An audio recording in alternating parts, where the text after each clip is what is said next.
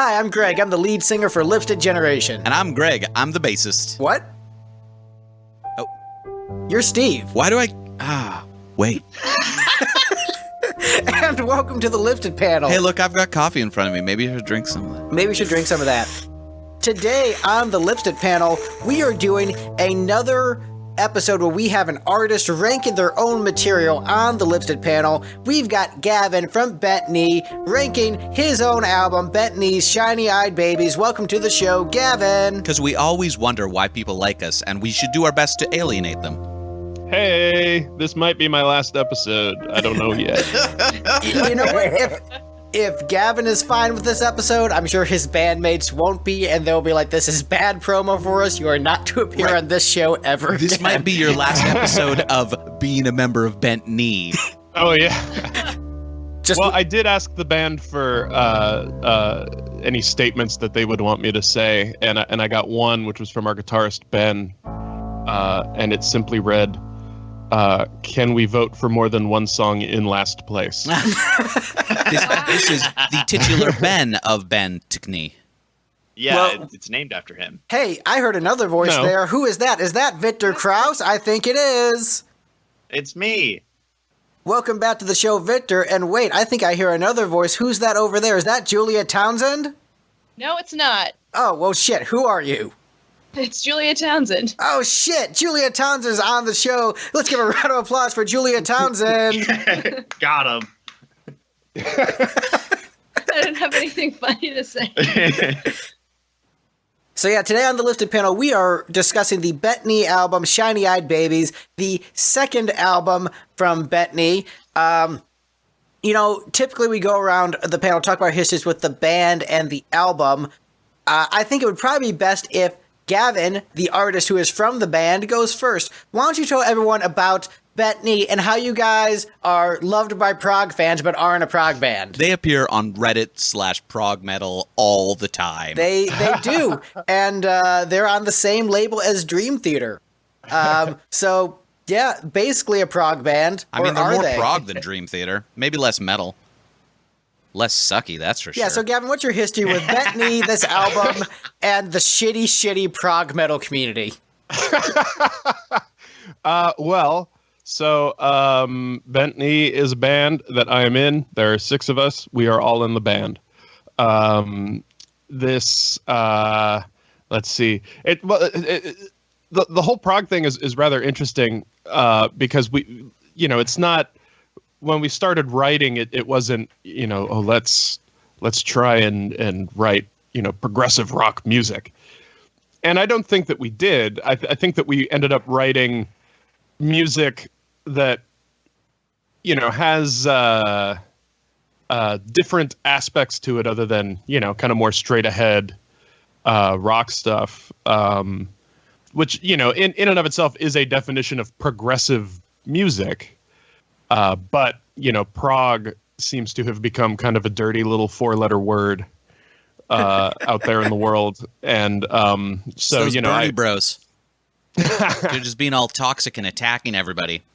So what's great is that since we have like a 2-month backlog, by the time this comes out, the entire political landscape might have shifted, and I have no idea how relevant that comment is going to be. Bernie Sanders will still exist, probably. I mean, unless he's, assassinated by the DNC. And, let's super delegates. It is Buttigieg. No way. We just decided Bloomberg because he paid us all. Anyway, Gavin, continue. If that's the case, this will be my last episode living in America. We'll talk from Canada. It's a absolute stone cold classic. That's a great song from Rocky IV. Prog classic. Yeah, a prog soul rock classic. Yeah. A progressive rocky classic. A prog soul power classic. Give you that one, Greg. Let's see. Yeah, no, so I'm in the band and we wrote the music that we did and still do. But this was our second album and I think it's a lot different from our first. I don't know if, who out there has heard different songs on it and stuff. Yeah, we wrote different songs. At first we thought about going in and just playing the first album again and putting that out. I mean, you laugh, but bands have done that. Oh no, definitely, yeah. That was POD's best album. Was they took their previous album and just did it better now that they had money. Well, and then they caused 9/11. You know. So yeah, we're really sorry. Continue. yeah, we're really derailing this to my like fan this base. early in the episode. It's because I missed the banter at the beginning, so now I'm trying to catch up. There you go. Yeah, no, this album was the first of ours that started kind of getting us, I think, some attention from people. And, it's an album that I'm very proud of, as we all are. Listening to it for this episode is the first time that I'd listened to it in quite a while. And, a lot of these songs, or some of these songs we still play.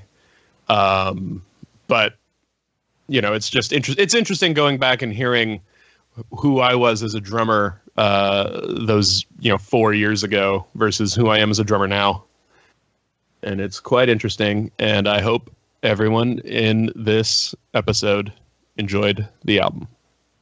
So I have a question for you before I get to the other panelists. What is sort of the desired musical goal of Bettany and like your general like artistic statement and direction, where it's I can sort of define Kiss as like we're just going to play really simple catchy pop rock with some maybe hard rock heavy metal trappings. You can describe Rush, I mean, it depends on the era, but you could say we're going to write catchy rock songs with a touch of progressive elements like switching time signatures here or there, but not at the expense of hooks. You could say Zeppelin is, blues rock with, mysticism, et cetera, et cetera. So what is the general... What is the thesis statement of these 6 distinct artists? Please summarize in like 7 words or less. Well, but I'm trying to get like what I'll say before I get into my thoughts on Bettany and, everyone going around is that Bettany is a very distinct and unique band where they don't really fit into the progressive rock, progressive metal community, even though that's the community that's embraced them.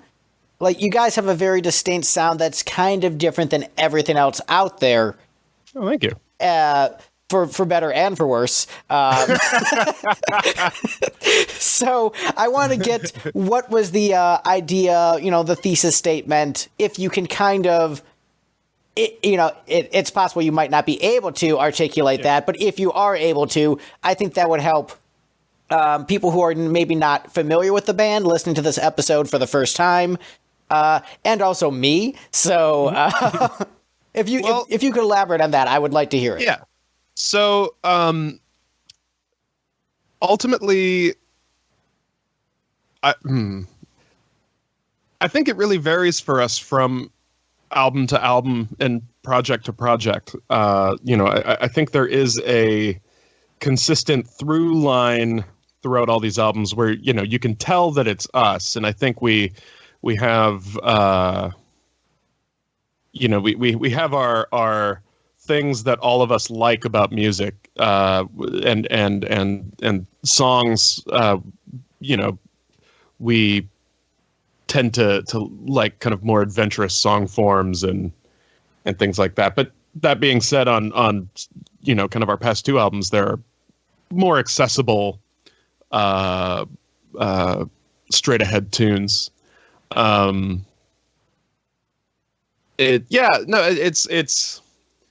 I can say for Shiny Eyed Babies, it was the first album we had done where all of us wrote together. The first album was written. They were songs written by Courtney and Ben, kind of through like a file trading process. And the band formed around those songs, and we laid those down in the studio, and that's how we got that. But Shiny Eyed Babies was the first one where the 6 of us were all writing together. And so I think that album, Shiny Eyed Babies, is much more of us learning about each other and who we are as a group through what were some pretty, I remember, rigorous writing sessions. This was back when we were practicing weekly and living together, most of us in the band.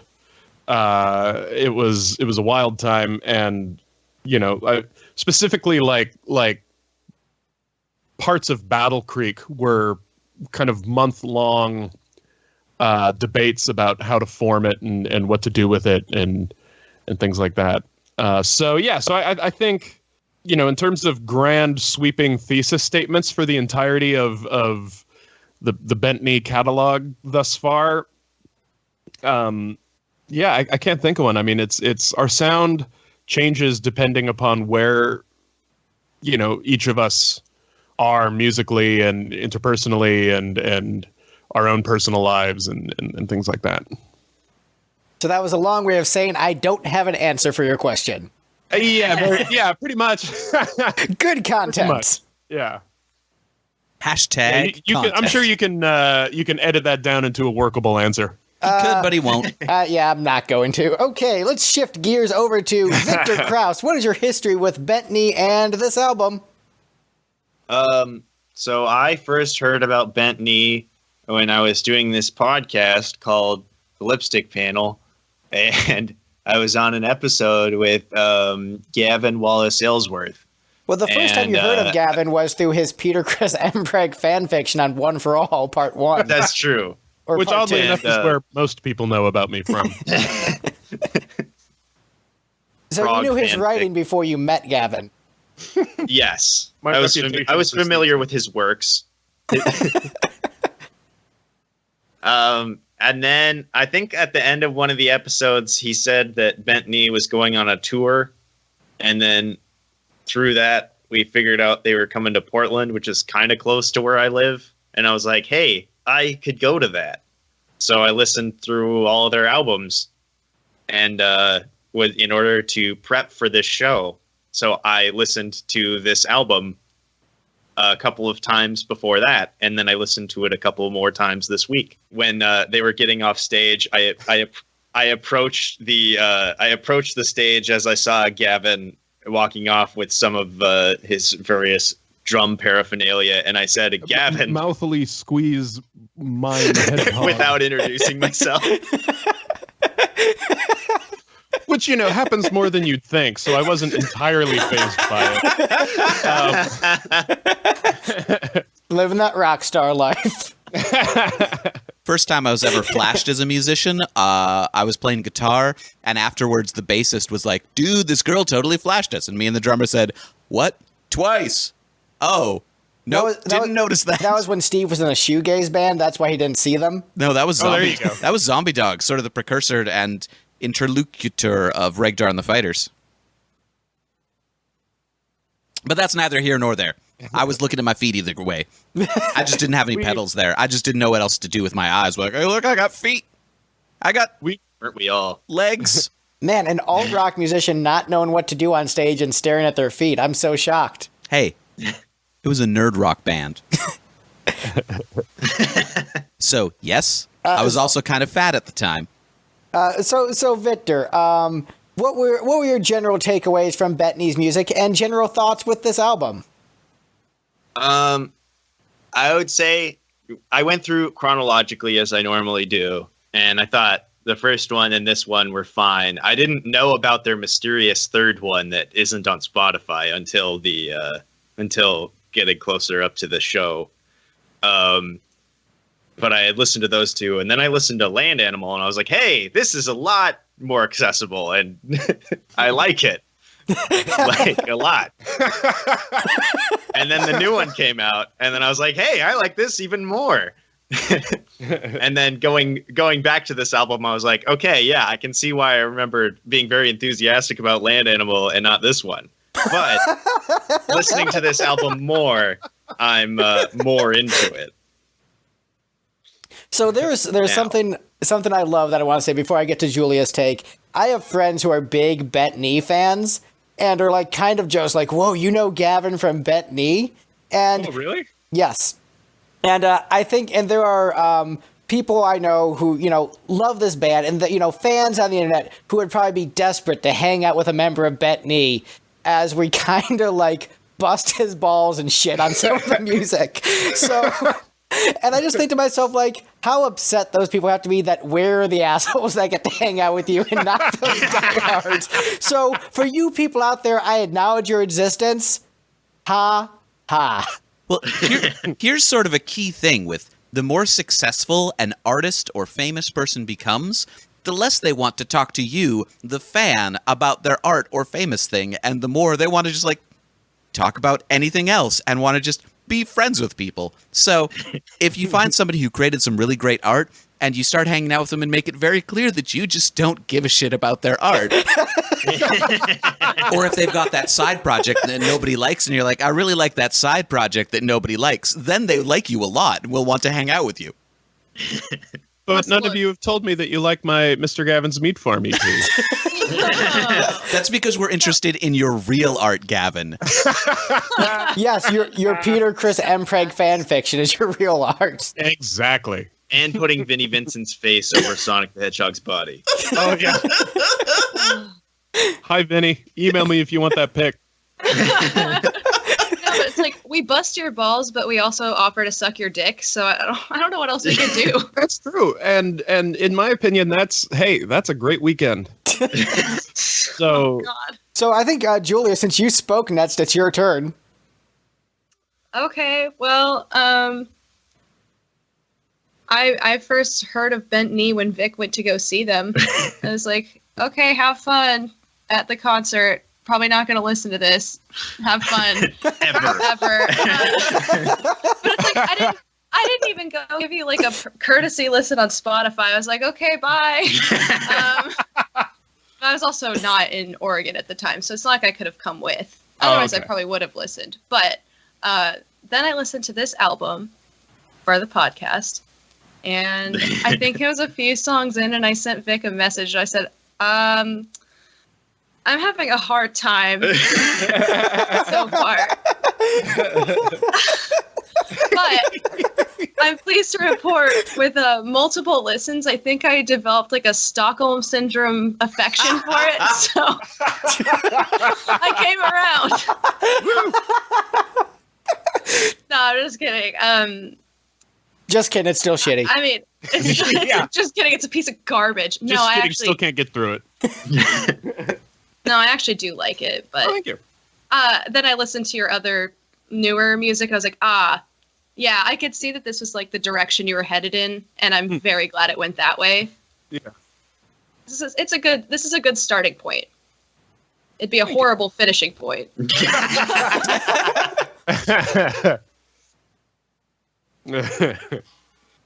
Sleven, this was how about you? Shiny-eyed adults.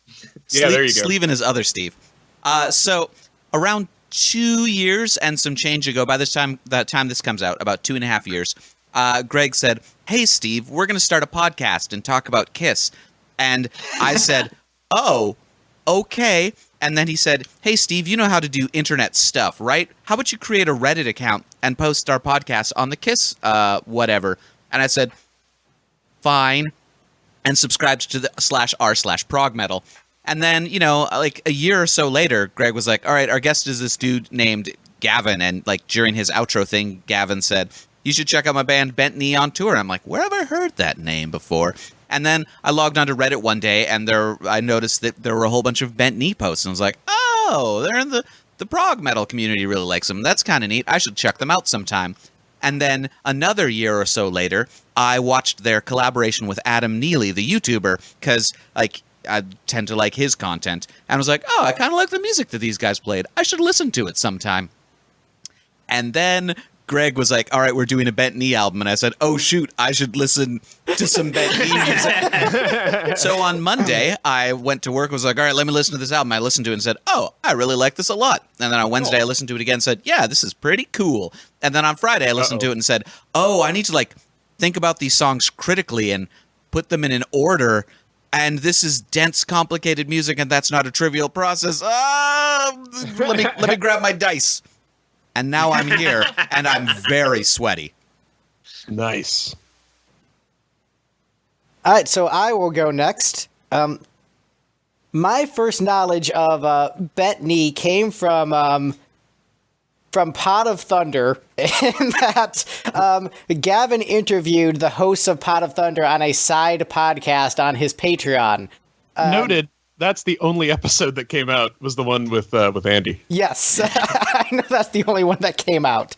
Yeah. And I thought to myself, I don't know who this guy is. I'm not going to just give a buck for the paywall to listen to this podcast because I don't know his personality, but I liked the cover art. That was pretty goofy. And so I thought to myself, this guy might be a potential podcast guest on my show. So I cold reached out to him and found out that he was heavy into the Smashing Pumpkins. I'm like, sweet, Steve is bad at booking guests and I desperately need some Pumpkins guests. Yeah. And so we brought Gavin on for a bunch of those episodes, but he also liked Kiss a lot. So it's like, oh, he can just be on almost every episode we do. This is so convenient. And I am the kind of person where if someone fascinates me on the internet, I tend to do some deep diving into them and check out what they're all about.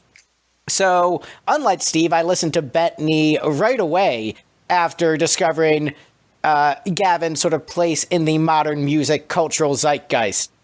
And, I didn't really like it. I'm like, ooh, this is like very avant-garde and not very catchy. Oh, well, I sure do hope I never have to tell Gavin my opinions on his music. But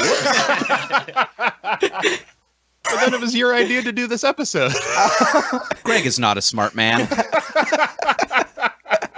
And I thought to myself, and like basically it'd be the kind of thing where I'd go back to it every couple months, like, let me just try a couple of Bettany songs on the playlist. Picking completely random songs, maybe it'll work for me. And I would say that Bettany isn't necessarily a singles band. And so anytime I try just one track in isolation, I'm like, man, I could be listening to the Frozen soundtrack right now. But I thought, you know what? We're doing Victor's album, ranking his stuff. We did the album with the Salvo guys discussing their album, and we've got an episode with another artist coming up. I'm like, you know what? Gavin is a well-respected artist in the modern music scene. Bettany is a very viable, important band. We owe it to ourselves to deep dive and discuss the music. So I'm like, you know what? I'm going to bite the bullet. Maybe if I just listen to it, a bit more closely, I'll find something that I missed, because sometimes you have to really, tune in on music. It can't just be background and just grab you immediately with some big over-the-top hooks. You have to, dive a little deeper. And I'm like, all right, I'm going to listen to the entire catalog in preparation for this episode. And so I started listening to the first album and couldn't get through it. And I said, you know what? F it. I'm just going to listen to the second album because that's the only one I need to listen to. I'm not going to listen to the rest because the first album was like, it's not doing it for me. And then the second, I was like, oh, this is much better. And I walked away from it much more positive than before. I am a little bit disappointed that I didn't bother listening to the albums after that, where you guys apparently got much more accessible. So my bad on that, but I would say this is a good album, and there are a lot of things I like about the album. And so if it's thumbs up, thumbs down, it is a thumbs up, and I would give it a solid A-. Oh shit. Thank you. So there's a lot to critique about it, but I mean, overall, I think your success is well deserved, and I am excited to talk about the different perspectives we have in this music coming from different backgrounds. But yeah, I would say it is a good album, even if it's not my immediate preference musically. I can see myself returning to this album. And I think that is a testament to its quality. So there's a lot of good there and a lot to dissect. Wonderful. But anyway, let's talk about the shittiest song on this album first. Yeah. So coming in at the bottom of our ranking, a song that triggered PTSD in me, we have Sunshine first on the list. Oh, wow.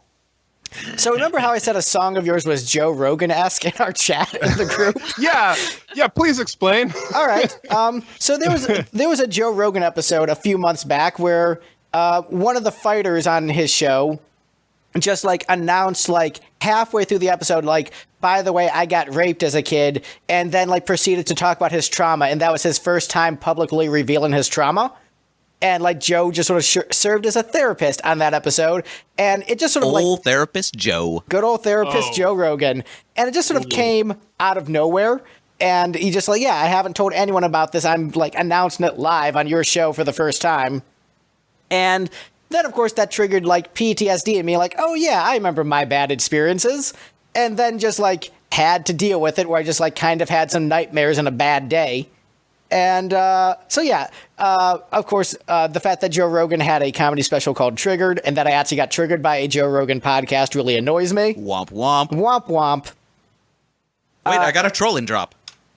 What you say?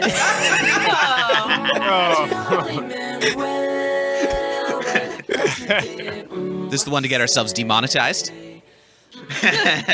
Yeah, it's a good thing we're not on Spotify anyway. I was just gonna say, yeah.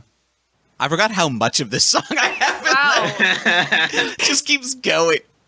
It's just the whole And like thing. the entire joke of it is that it starts off with the gunshot sound. Side note, Does it just play the rest of the album? Alright, so- like track 5. as a side note, the gunshot sample of this, I got my own gunshot sample. I did not use the OC clip or the SNL video, Wow. despite ripping them both off. Oh, this is so long. You should not press that button again this episode. I mean, it might do something else. Yeah. Yeah. Yeah. There it is. Fucking tune. All right. You guys my should cover jam. this. I mean, probably. Yes. So, getting back to how Gavin is a terrible person and gave me PTSD, and how this album of Gavin's reminded me of childhood rape. So there is a sort of a common trope in alternative and metal, where it's like, we're going to take like a childhood song, but we're going to make it creepy and edgy. And So, You Are My Sunshine was a lullaby that my mother would sing to me as a child, which I initially viewed as like a very tender, warm memory of my life. But as my relationship with my mother has complicated over the years, and realized like how she allowed people to essentially like rape and abuse me for the sake of her staying in a relationship, even though she wasn't aware to the extent of the abuse, was still allowing me to stay in an abusive relationship out of her desire not to be alone. The song You Are My Sunshine offers bittersweet memories for me, and triggers just conflicted feelings about my past. And so a creepy alt-rock version where it crescendos into this evil, menacing-sounding madness like adds that extra layer of like, oh, this is just all kinds of sad. And also, I will say that Paul Stanley did the whole singing one note kind of boring melody high-pitched better than Courtney did. So, yeah, not much working for me on this song. And that's why it's last place. So who wants to follow up? This song triggered my PTSD because it reminds me of the lullaby that my enabling mother used to sing to me. Who wants to follow that up? Gavin, you gave it 7 points. Wow. Defend your song, I guess. On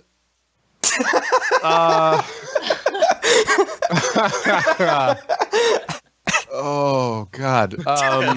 Well, first off, I'm sorry. Apology accepted.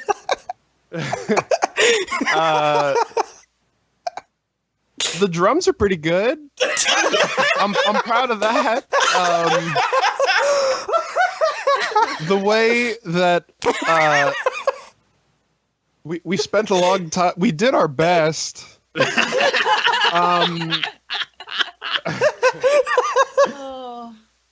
Oh. I like leave it in. how it just ends. Me too. I like that the song does end. No, but the idea for this one came from our it was our first tour we ever did. back when we still had CDs in the car, instead of like hooking our phones or what have you in. And we were listening to the "Oh Brother, Where Art Thou" soundtrack. And, there's a version of "You Are My Sunshine" on that. And then it was like, oh, what if we did it? And then, we did all the lyrics and did this arrangement. I think this one,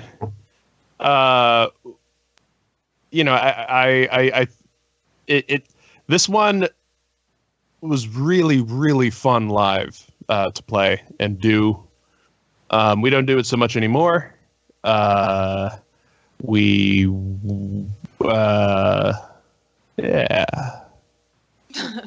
By the way, all those things I said about it, second from the bottom for me. It's true. Oh, really? He's got another song he likes even less.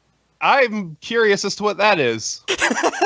So even like, oh man, this triggered all these like PTSD memories. There's something I think is even worse on this album.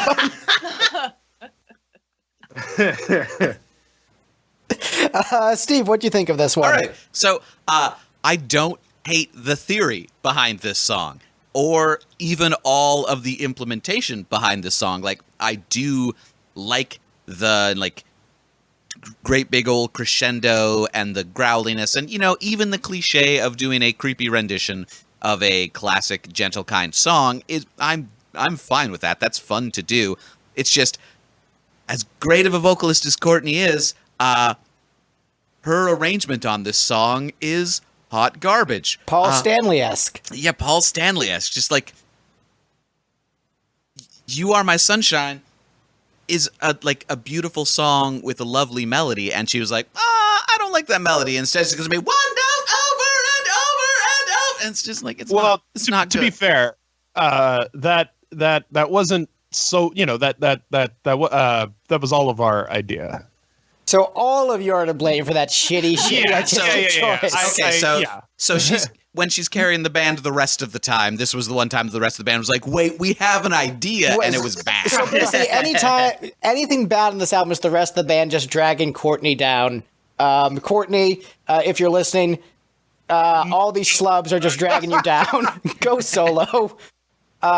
All your songs I rank towards the top because you're the best. Fuck Gavin. Julia, you also correctly ranked this song at the bottom. Why do you have the correct opinion on this song? Because I have ears. This song does not make me happy. When this does not spark joy. No, it made me miserable to listen to. I gotta say, I fucking hated this one. This was the point in the album where it's like, okay, had I been listening to it independently, I don't think I would have been able to finish the album, which would have been a great shame. I also agree that this is like Courtney's voice is so good. And in this song, it gets grating on my eardrums because of that arrangement. And It's I just supposed to be abrasive. Yeah, but I just. So actually, here I'm gonna chime in. Hot take, Troy, as someone who likes those shitty '80s Paul Stanley songs where he sings one note high pitched over and over again. I actually liked it. If this song hadn't triggered PTSD in me, I probably would have ranked it higher. Okay. Yeah. So think about that next time, Gavin. Yeah, there you go. Fucking asshole. Victor, what did you think about my PTSD? You are my trigger, my only trigger. No. Oh. No. You make the skies gray when I'm happy. Ouchies. I'm looking forward to this episode so much because the fans are going to be so trolled by this entire experience, which is how much we shit on it, how much we're shitting on this album, and how often Kiss is going to come up in this episode. Because if I know one thing about Prague fans, they fucking love Kiss. We killed Sunshine. This is so long. Did you say it automatically cuts out when we edit it anyway? No?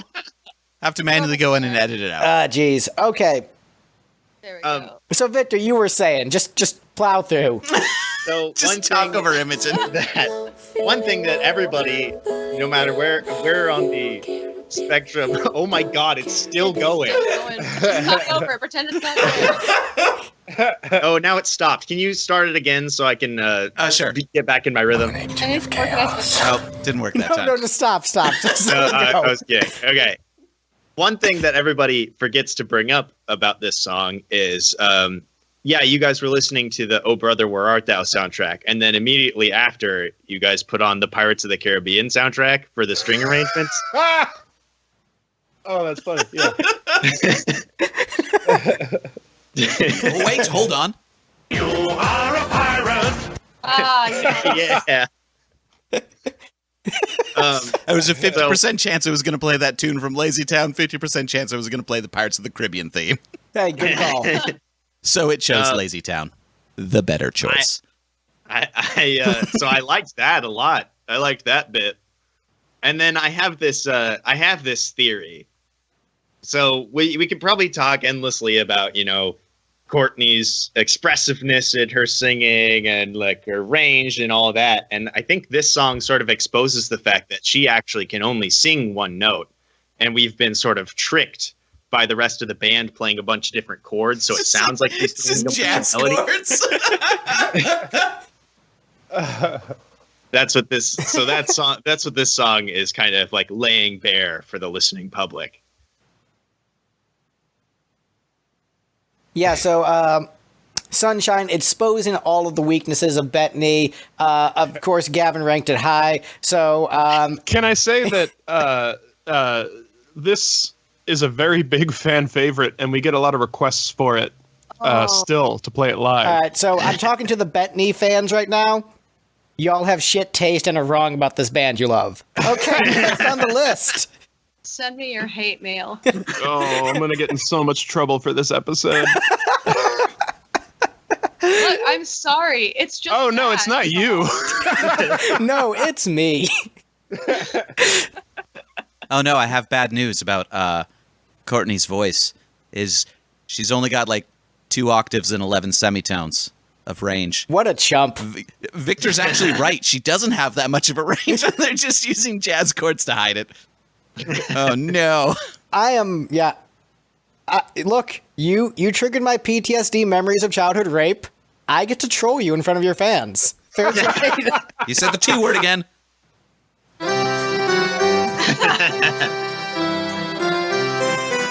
Speaking of T words, next on the list is Tooth Smile. What is wrong with all of you? Kiss did it better. Yeah, Kiss did it great. Bettany also did it great. Thank you. It's a great song. I mean, Tooth Smile is fine, but why would I listen to it when I already have Black Diamond? Every album should end with Black Diamond, Greg. Right. But the thing is, I already have 2 versions of Black Diamond before this. I've got Black Diamond and Jigoku Retsu and Black Diamond. Yeah, but Jogoku There's Renton and no- Black Diamond is garbage. There's This no- is Oh, better yeah. than original Black Diamond in that it starts with a good song, and then it ends with doom metal. Look, honestly, the song is fine. I don't think there's a bad song necessarily on the album. I mean, it's less good than Sunshine, but I don't think it's necessarily... So this is the one. Yeah, in that something had to rank at the bottom. Honestly, I'm fine with it. It's not Black Diamond good, but it's fine. It's okay. Solid B+. I think Black Diamond is one of the finest rock tunes around. So I think Black Diamond in and of itself is fine, but so for bent knee fans who never listened to Kiss, Kiss invented doom metal back in the 70s with their song Black Diamond, which does the exact same thing as Tooth Smile, where they just slow it down a whole bunch for like 90 seconds at the end of the album. Oh yeah, what a way to enrage Bent Knee fans. So Bent Knee fans, listen to Black Diamond by Kiss and listen to the ending and realize Tooth Smile is the same thing, and just be upset that your prog heroes did something similar to Kiss because you hate Kiss on an intrinsic level. And what's funny is that we actually have a lot of fans who enjoy Kiss. See, the trick is prog fans all hate Kiss because it's basic, generic 4/4 rock all the time. Prog musicians all love Kiss. Yeah, because they're catchy and fun. Like every prog musician is like, what if we took this music and made it inaccessible and weird? Yeah, now we're on to something. But yeah, I mean, I don't dislike the song. It's fun. It's just, I had to rank it at the bottom, and I think the reason why it ranked below Sunshine from me is that Sunshine got such a strong emotional response from me, where even though I didn't like the response, I respected the response. And this one was just like, yeah, this was okay to listen to and reminded me of Black Diamond, which was cool, but it didn't underwhelm me. It didn't wow me. It was just fine. All right, so we know why Greg is full of shit. Victor, you also ranked this at the bottom. What's your problem? So here's the thing. Tooth Smile, I'm with Greg here. I think this song is not that interesting, especially considering the 12 tracks that came before it. And I think if the album ended on Being Human, I would really love it. And then the fact that there's just like 7.5 more minutes of like my probably like easily my least favorite song on the album, it is not my favorite. And of all of the, like, there's not a lot of repeated motifs here on the album. And the fact that this song has one of the ones where there's like a melody that's repeated and it's the melody that's in this song. And you guys were like, what if we did it multiple times instead of any of the other ones earlier on the album that are super good? It's a curious choice to me. I am not a fan of this song. I think if the album didn't have it on it, it would be better. This is a pretty long album. Bethany fans listening to this. Oh, is it long? I hadn't noticed. Well, hey, look, it's our second album. It's our Siamese Dream. Siamese Dream's a pretty long album, and Tooth Smile is the mayonnaise. Way too long. Oh, I get it. Wait, hold on. I referenced it. Oh. Oh, that was. Get it? It's like yeah. a Did joke you hear from the Gavin? album. yeah, those were my solo breaks in. So Gavin, you ranked this right in the middle. Why is this the all the way of your Hotter Than Hell album? Well, first off, All the Way is one of the best songs on Hotter Than Hell. So I like this song. This song is actually kind of about me. I believe. Oh, thank you. Now I already ranked at the bottom. I can't rank it any lower than that, unfortunately. Around the time of the making of this album, I was going through some really bad, like, anxiety, depression stuff. This was before, like, this was, it was that whole, I just graduated college and and then my brain completely rebelled against me, and then I was, started seeing a psychiatrist and a therapist and all of that, and then took pills to make me okay with going outside. So that's cool. I forgot how I got on this. You're talking This about the song is about you. Oh yeah, about Tooth Smile. Yeah. I honestly, listening back to it, I could have played on it a lot better. I for one like the song. Obviously I like all the songs on this album. But listening back to it, this was like, I've always had trouble listening back to things that I've been on. But this one, I think more than others on the album, I think I just didn't play as well on. And that, that's like, I don't want to sound like I'm beating myself up. I think I'm a pretty good drummer, but You should have beaten the drums up. Hey-o. Heyo. Heyo. I think I could have played this song better, personally. All right. Julia, did you have any comments on this? No, it's just kind of, it's fine. Doesn't do a lot for me. That's my review of Tooth Smile. All right. Well, hey, on previous episodes, we've had something called the pasticcio barrier. Oh, no. Oh, fuck. No, you're not invoking the pasticcio barrier. And so, No, Here it comes. don't do this to me, baby. and so there's a similar barrier with Bethany music I found. For me personally, there is the Democratic Chorale barrier, Yeah.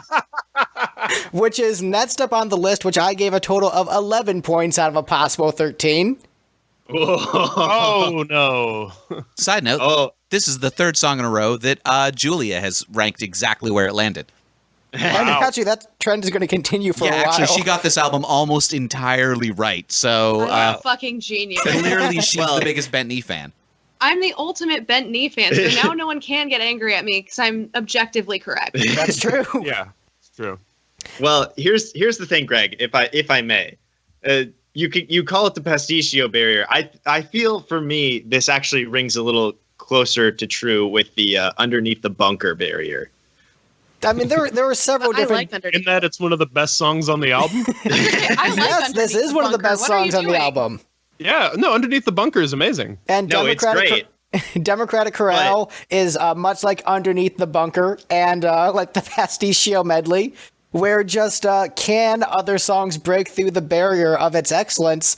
On this album, only two songs got past the Democratic Chorale barrier for me. Greg, I'm looking at your ranking, and it appears that all of the songs that you ranked very high are the ones that don't rock. Well, the thing is, they don't have drums on them, which helps. There. So it's really more of the doesn't include Gavin barrier. Right. I like that we brought on specifically the member of the band that Greg hates. Joking aside, and this is 100% real talk. As far as like the progressive rock and metal community, Gavin might be my favorite drummer in that scene currently, and I'm saying that without like hyperbole and not just because I know the guy. Your double click isn't annoying and clicky, which is a huge thing for me. But like, what you're playing is so different than what other people in the genre are doing. It's incredibly creative and makes the material stand out more and is much more pleasant to listen to, where I will actually get locked into the drums on certain songs. Like, ooh, I really like that fill that he did there. And really like the drum tone and the artistic decisions. But the best songs don't have your drumming. And this song, yeah, it was, how would I say? Like a nice Sierra Mist on a hot summer day, just a wonderful palate cleanser that just makes you feel good and like, you know what? This one I would listen to again. So I'm suspecting that the reason that Greg ranked this song so high is more or less the reason that I ranked it so low. And that, you know, after the incredible stress of Sunshine, this is a nice calming reprieve. And I was like, yeah, that's the role it serves. Yeah. But I didn't like Sunshine, so if you dropped Sunshine, there would be no point to this song. It's slightly better than Sunshine, and that's it. I like jazz chord progressions, and so, hey, that's what this is. This is like someone dicking around on a lounge piano, which is it bad that I like that more than most of the, like, written songs on the album? Probably. But it's like, hey, this reminds me of people dicking around on the piano. I like that. Yeah, it's I like this one a lot too. You know, I mean, I gave it 4 points, but that's just because I'm really proud of everything on this album, guys. But Like, this is one of the few too. songs you're like, my parts are perfect. Yes. Well, and actually, fun fact about that piano. The velocity setting does not sound stuck. Well, no. Does anyone here listen to Morphine? The band Morphine. You ever heard of them? Nope. Heard of them, but never Okay. really listened to them. Yeah. Well, the piano on this album was owned by the late great Mark Sandman, who was the front man for Morphine. It was at the studio that we recorded this album at, and it was a gorgeous sounding instrument. Oh, they had that one song, I think. Like Which the music one? video is like him walking around in a fancy hotel. I'm being very helpful. Yeah, that's I don't know their music videos. I really only know one Morphine album, Cure for Pain. It's a great album. Now I'm looking at their singles list and I don't recognize any of the songs, but I think I know like the one of them, and its name doesn't have much to do with it. So super Okay. that helpful. never happens in alternative rock. Right? It was the 90s. Well, and Metallica famously entered him. In the I don't 90s, like yes. that. No. That's true. No. Wait, I've got a drop for it. We're here to take your pornography and sodomize our vast imaginations. Man, there's all these good ones and decide not to play them. Yeah. There's never a bad time for that.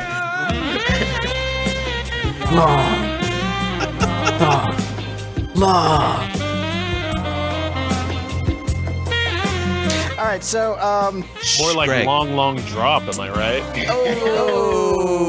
But Disrespect long man in my fucking house. How dare you? Thanks for coming over, by the way. But no, this is a really pretty little ditty, and it leads into Skin very nicely, and it cleanses the palate, and it's just it's a nice little soundscape that I really think is pretty, and is good. God damn it! I would say I'm generally in favor of the little breaks on this album. This one being my least favorite of them, but I like the idea of them. I think I just wish they were a little more evenly spaced. Because I feel like Democratic Corral is only like 2 tracks after Untitled, right? Well, but Untitled is a song. Sure, but it's You also just Courtney and fucking piano, right? Dum. No, I'm sorry, that was a joke. Untitled also yeah. had those sweet Kingdom Hearts-esque strings, which we'll get into later. Which our violinist Chris Baum plays with the video game orchestra that is big. So Yeah, see, there you go. they've played Nashville before, I think. I think they did MTAC some years back. And by some years, Probably. I mean like 6 or 7 years, but yeah. They've been around. I've heard of them. Yeah, the VGO. VGO. It took me a second to like parse the acronyms, like Video Game Orchestra. Oh yeah, VGO. I know them. Yeah, back to I Democratic just- Corral. Yeah, I just meant like, like more chill, like less intense, not fully orchestrated pieces throughout the album. Not necessarily like piano instrumentals. Well, and the fun fact, the way this song, Oh, they also played the origin of- symphony. That's more What? important than our anime convention. oh well, but the origin of this song, we would do this kind of writing exercise when we were just kind of tooling around trying to find some of those good ideas. But we did this thing where we would the 5 of us that play pitched instruments in the band would on a random neck drop pick a note and play it, and you'd get these often incredibly dissonant, kind of murky chords, but we would go around in a circle and vote on the sound of the chord, like a yes, let's use this, or no, let's use this. And the idea was we put together kind of a series of chords. Did you just based Midwest yeah, no, both votes? Yeah, let's use this. Yeah, no, let's use this. Oh yeah, no. The one that comes up most in my speech is yeah, no, definitely. Yeah. But it's like yeah, no, definitely. So it's just my speech. But that's the Democratic Corral. It would have to be unanimously decided upon that we like that chord, and then it would go in the cycle. So Oh, I like that very much too. the chords that I like Courtney democracy. Yeah. The chords that Courtney is playing around with on the piano there were inspired by those that Democratic chorale. And I want to say that's also where the line at the end of Skin came from too. Was the Democratic chorale? The bum bum bum bum ba da da da da da. That thing. But that's neither here nor there. That's for the fans who've been sticking through this outright abuse leveled against me for God damn it, this is a good album, guys. I mean, what have I said that's been unreasonable, Gavin? No, I'll give you a list later. Give me one take that has been unreasonable. You got me. It is a good album. We just haven't gotten to any of the good songs yet. Oh. I'm laying on thick my my Consternation. Yes. consternation. I mean, look, for me, this is top tier on the album. Most songs did not get past the Democratic chorale barrier. So I told you I would be the Gavin of this episode, where most people would vehemently disagree with me ranking this highly, the way you rate Pasticcio Medley very high. And by very high, it was only like 8 from the bottom. Which is still unreasonly high for say 8 On an Pasticcio album Medley. of like 78 songs or whatever the fuck. Still unreasonably high for Pasticcio Medley.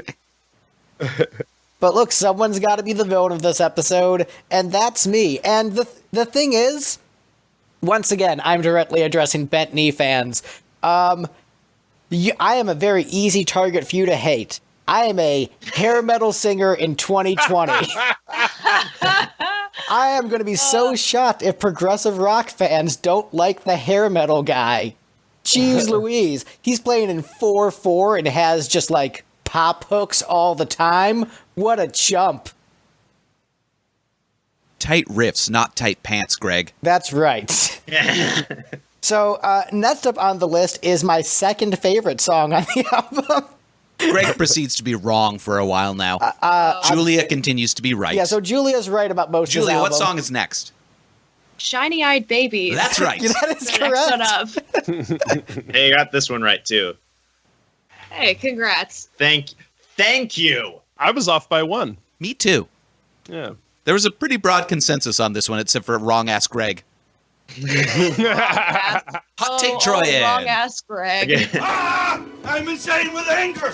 So remember how I just said, hey, I'm the hair metal guy who likes strong hooks and melodies. This has the second best melody on the album. Some of the best lyrics on the album. It's just like one of the tightest songs on the album, one of the most beautiful. It is sort of the melancholy and the infinite sadness of the album title track. Melancholy and the Infinite Babies. Yes, and that is this soft piano intro before the album starts to rock out and get crazy. But it immediately put a good taste in my mouth after listening to the first Bettany album, which I was just not into at all. Like, oh, this is all just like very, low guitar, like down in the register, making me uncomfortable, and like, oh, this is pretty piano with a pretty melody. I like this because I'm basic. Wait a minute. You don't like low guitars? Only slung low. I'm saying I don't like there's a matter of like where there's like too much low end where I'm just like uncomfortable and don't enjoy it anymore. So like, Oh, I see. once you get into like, let's say Vulgar Display of Power Pantera, like I can listen to it, but I'm not having a good time. And so like, Oh my god.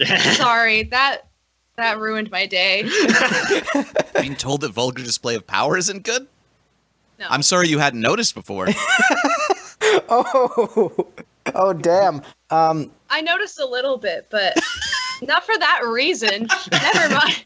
Oh, yeah, no, they're just like bad songs. I don't know what Greg's talking about, caring how it's tuned. I mean, no, there's bad songs, but what I'm saying is, in general, I think that there is an emphasis on rock music post early 90s to have way too much low end. And I think this album, does a better balance than the previous Bettany album did in terms of the sonic landscape and where the listener fits into it. But yeah, this is some Sonic landscape, Yes, like the Green Hill Zone. like the Green Hill Zone. Oh no. Oh, talk dirty to me. That Sonic landscape. Oh, dang it. I really wanted the mouthly squeeze my hedgehog one.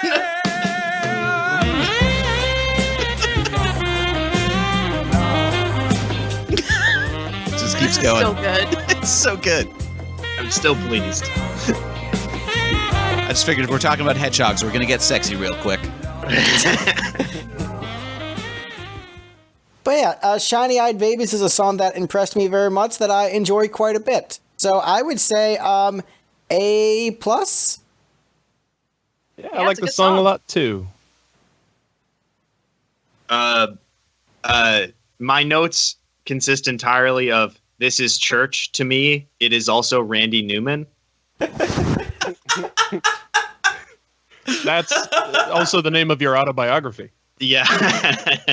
It's a bad time to try and drink coffee. This is Church, also Randy Newman, the Victor story. I would love to hear Randy Newman sing this song.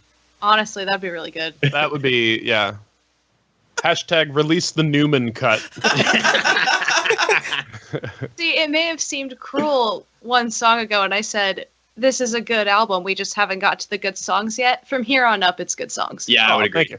Yeah. Fully. Which is, yeah, that's very ideal. It's good that the worst songs are at the bottom. Except for Toot Spot. It's good that the format of the show is working. Right.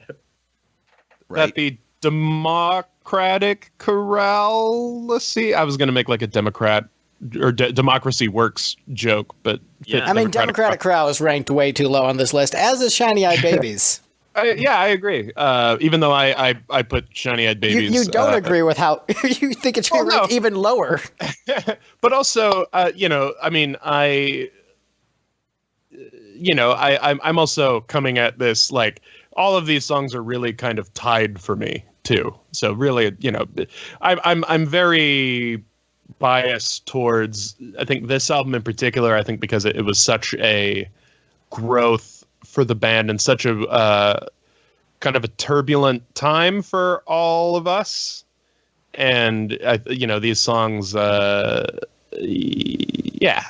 just, I feel good listening to this album, and a lot of that has to do with where we were as people and where we are as people and things like that. That being said, this tune Courtney just brought in and played it at rehearsal for us, and we all loved it and wanted to put it on the album. And then the album got named that. Such fascinating insights. The person who plays the song played it, we thought it was good, and then it was on the album.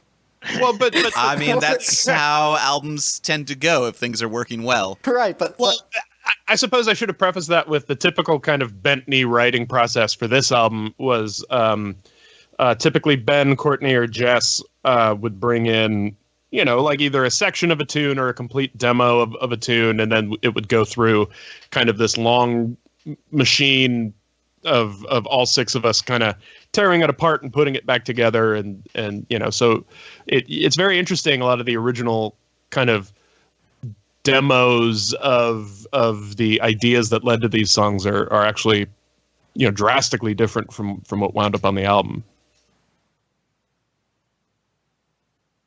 God damn it.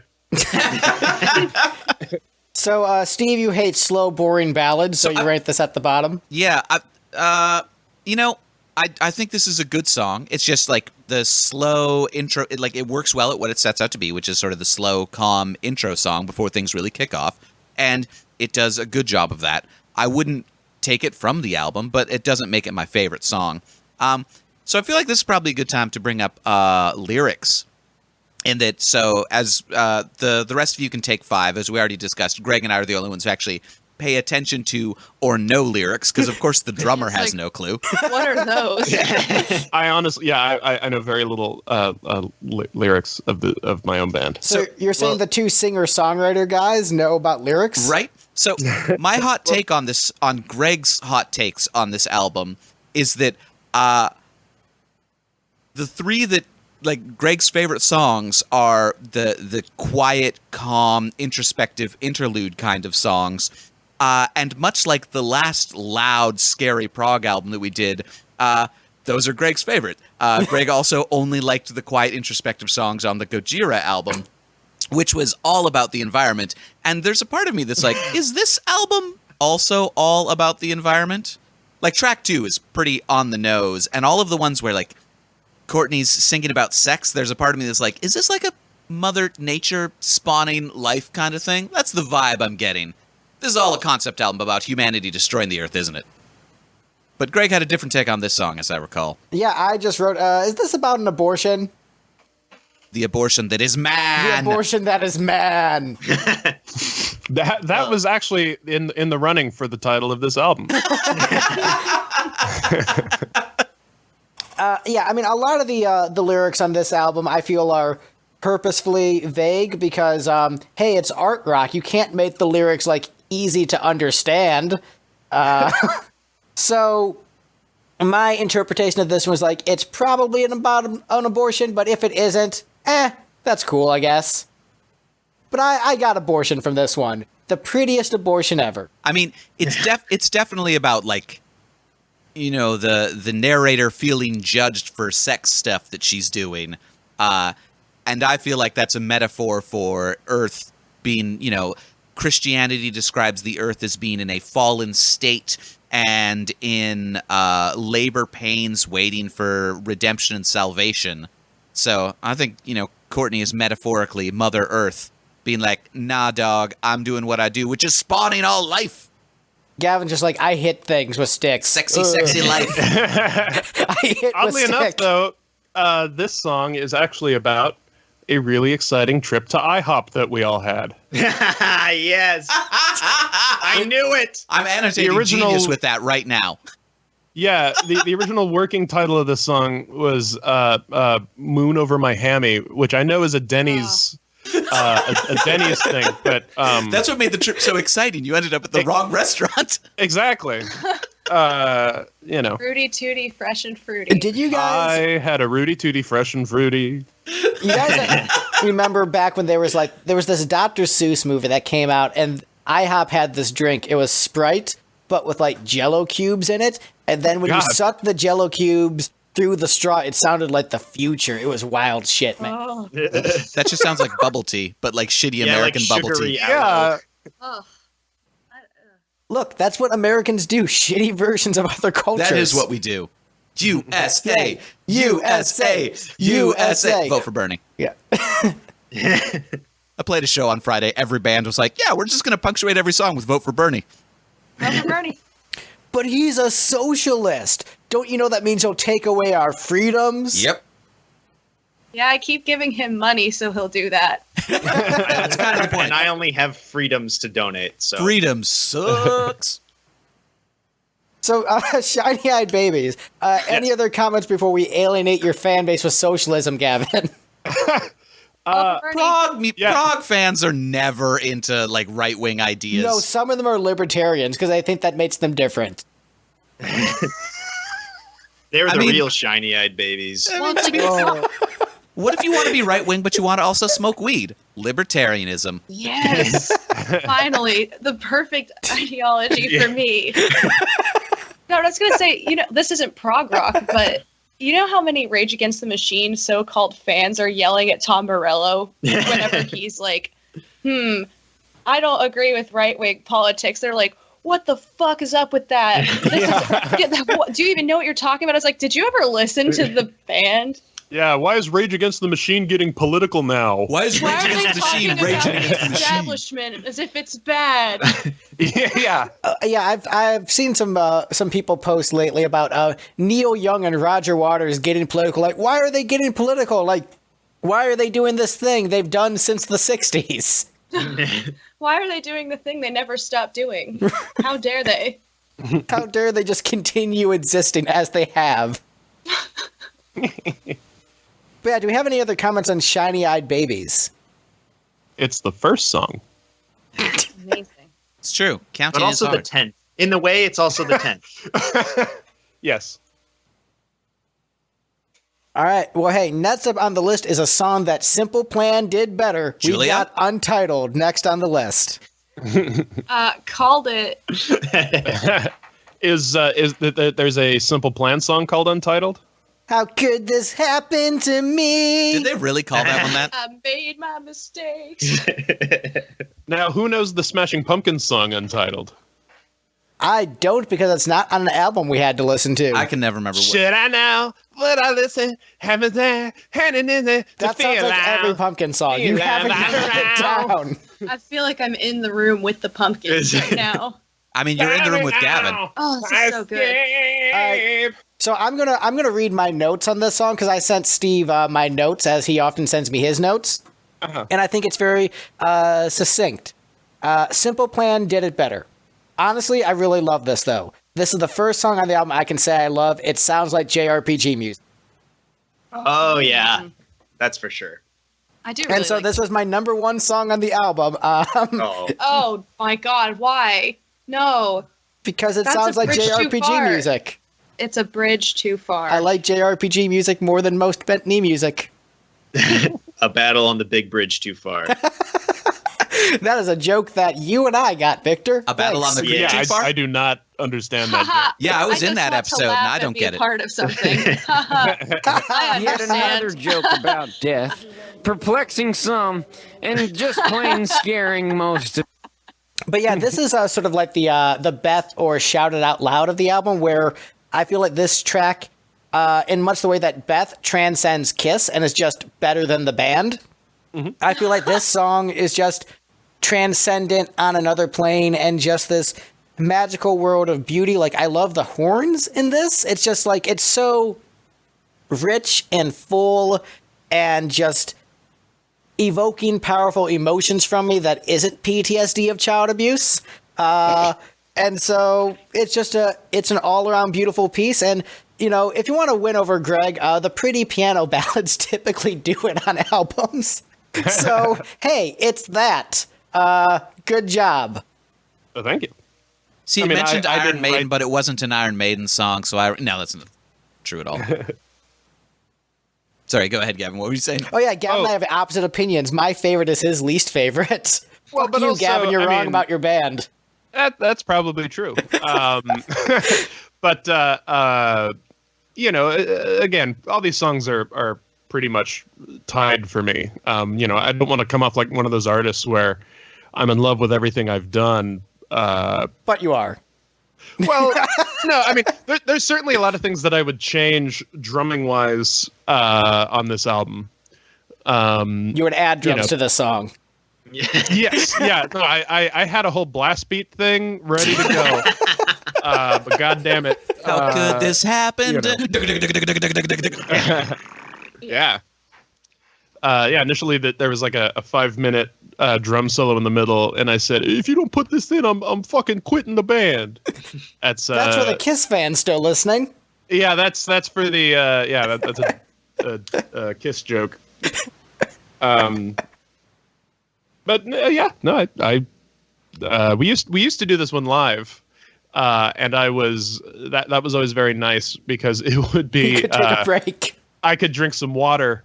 Though actually, really, on the first 2 albums, there were lots of songs that you know, I would have long sections of not playing, so I was very well hydrated. Not so much anymore. I'm He's kind of a playing the real whole time drummer's now. drummer. All the other drummers are like, man, I respect how hydrated he is. Yeah, oh yeah. Well, I'm a sweaty guy. So Gavin, are you at all surprised that this is my number one? Oh no! If anything, honestly, that's probably why I put it at the bottom. Because if I can't troll the host of this show on my own album, how can I do it on someone else's?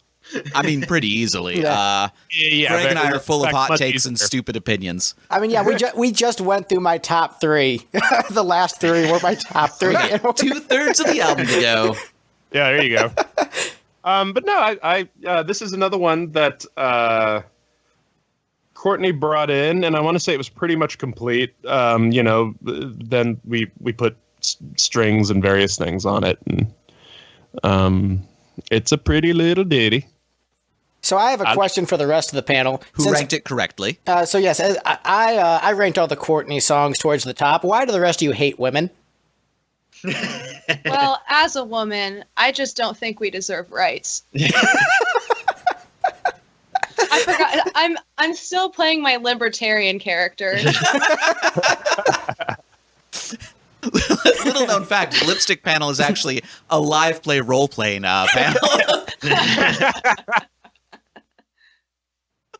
I said I liked this song. Yeah, we're in the part where I like everything from here up. Yeah, I think this is great.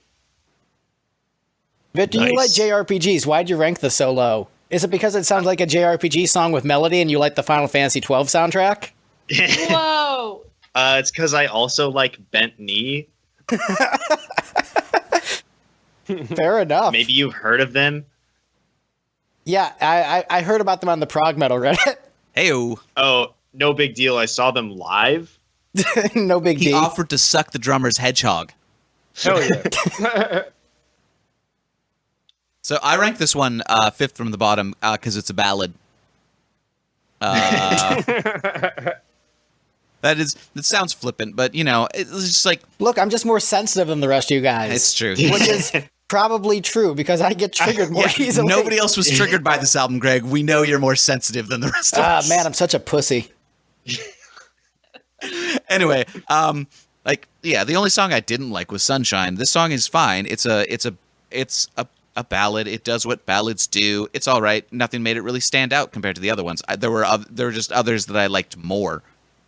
Here's a question I have for Gavin. Yes. You are familiar with the Bent Knee folks. You may have an answer for this. Is this song actually untitled, or is it called Untitled? It's both. Why were you too lazy to name your song?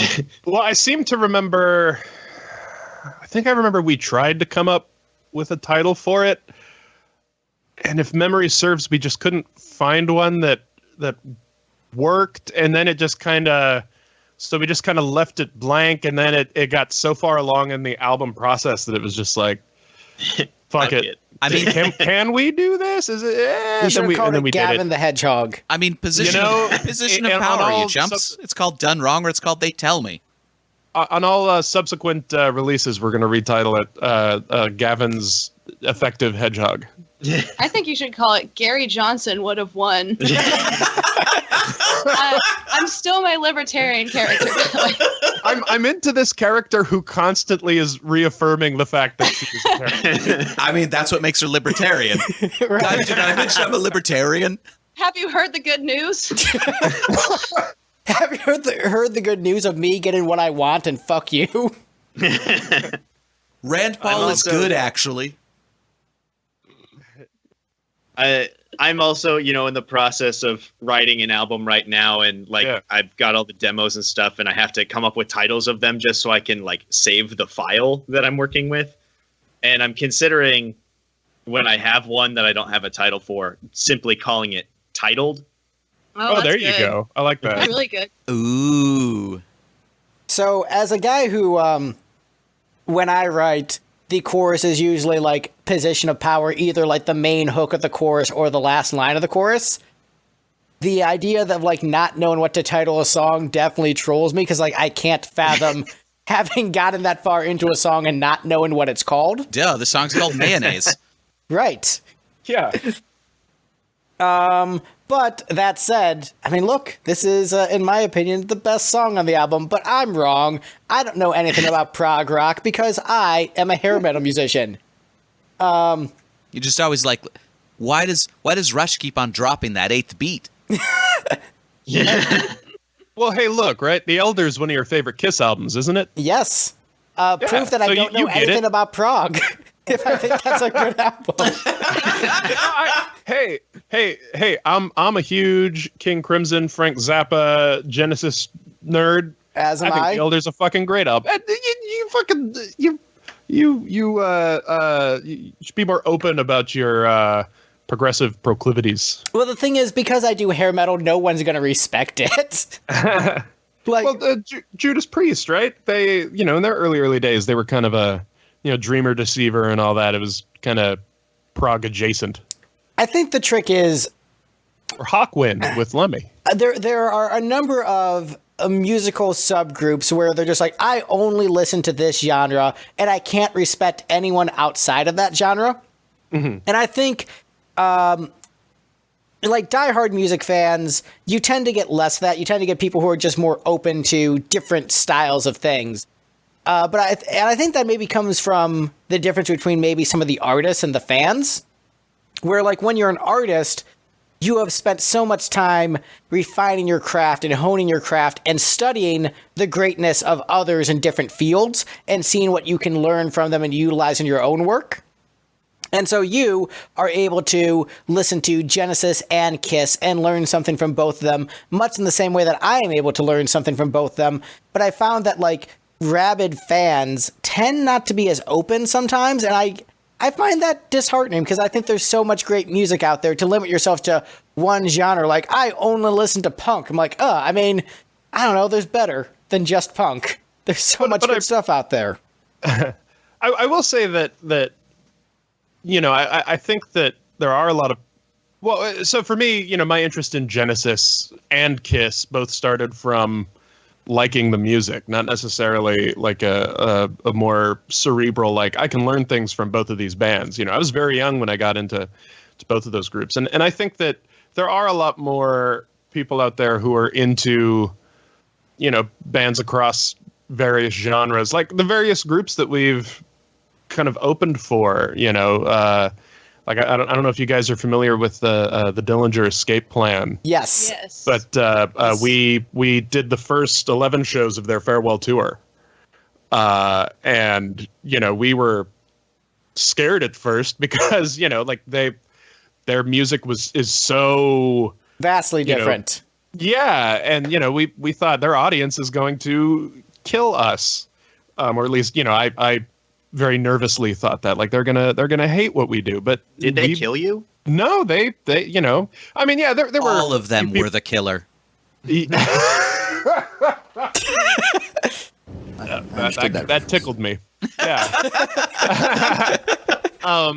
But no, their audience took to us very, very well, and we made a lot of fans. But did you make any friends? Never.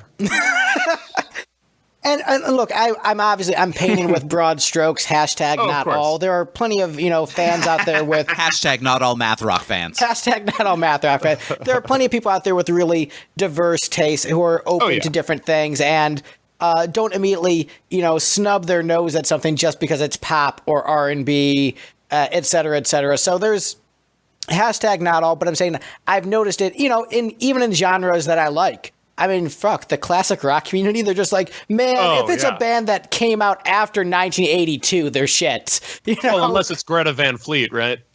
They're going to save rock and roll, you guys. We'll get to that later in the episode. Oh, no. Oh, no. I'm just conjuring up the image of these math metal fans who are like, anything that doesn't have panic chords, I don't want to listen to. I mean, the thing is, we're friends with some of those people, dude. They were hired guns for us. Remember that? They're like, can I throw a tritone in this? Yes, I remember those assholes. I'm like, no, we're playing 4/4 pop rock. Shut the fuck up. Take your $50 and beat it.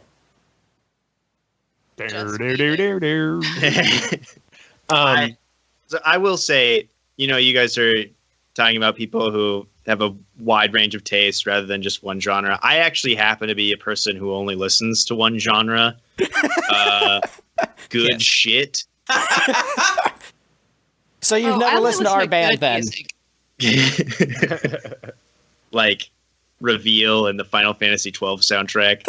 If I were a band, I would simply just make good music. I think that's what everyone's forgetting. It's like, it doesn't matter what genre you are, just make good music, and then it'll be good.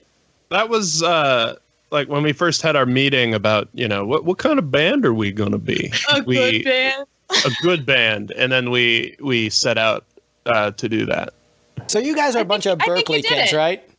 Yes, that's where we met. So I am always going to side by side lump you in with another band that is a bunch of Berkeley kids that is so completely sonically different. The VGO? No, the Click 5. So, Oh, the Click 5 were a Berkeley group? yeah. I didn't know that. Wait, James Ehow went to Berkeley? No, that's Tinted Windows. Didn't he guest on some Click 5 stuff? No, the Adam Schlesinger wrote Just the Girl for them. But yeah, so I'm going to just pair Bentley and Click 5 forever in my mind. It's like, these are what Berkeley kids have the ability to do. And, Well, and St. Psy. Vincent. Oh, damn. There you go. Yeah. And Psy. And Psy. Damn it. Oh, wait, is this K-pop Psy or J-metal Psy or a different one? Both. K-pop Psy. Okay. K-pop Psy. So we're Well, 5 and songs Charlie in. Puth. Oh yeah. Well, Charlie Puth went to Berkeley. Oh. I lived in the same dorm building as he did. I saw him do bad stand-up comedy one time in the TV Shit. in the TV lounge. That's way better than anything else you could have said. I mean, because you could have just said, "Oh, I saw him sing." I'm like, "Oh, I don't give a shit." No, stand up. That's really good. Yeah, no, it was yeah. That's really good. He's making way more money than I am right now, though. Oh, shoot, the lead vocalist of Big D and the Kids Table is a Berkeley alum. I knew someone who was in a background singer for Big D in the Kids Table for a while. I mean, apparently, if you could... Let me just drop that name. Yeah. if you go to Berkeley, you too can aspire to be in a ska band. I once almost knocked over famed producer Babyface. Coming down a stairwell, probably still half drunk from the night before, stumbling towards breakfast. I bumped into someone and almost knocked him over, and apologized and said, "Oh my God, I'm so sorry." And we both went on our way. And then someone at the bottom of the stairs said, "Do you know who that was?" And I said, "What? No, this Babyface.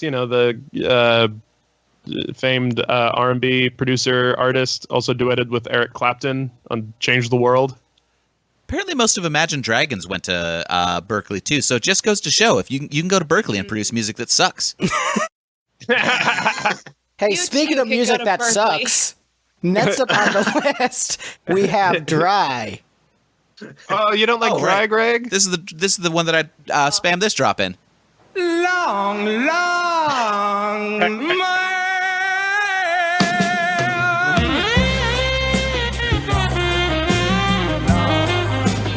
So this is another one that Julia got right. I'm always right. Which Well, is why we should all be libertarian. Right? Libertarians are just right about everything. right? I'm always right, and the government is too damn big. You're right. You should be able to hire child sex slaves. It's a willing transaction. Look, as long as I'm consenting, it's fine. So speaking of consenting, I have some notes about this song. Oh, let's hear it. So when I saw this song title, I thought about making a joke about the lyrical content, but then the song actually ended up being about that.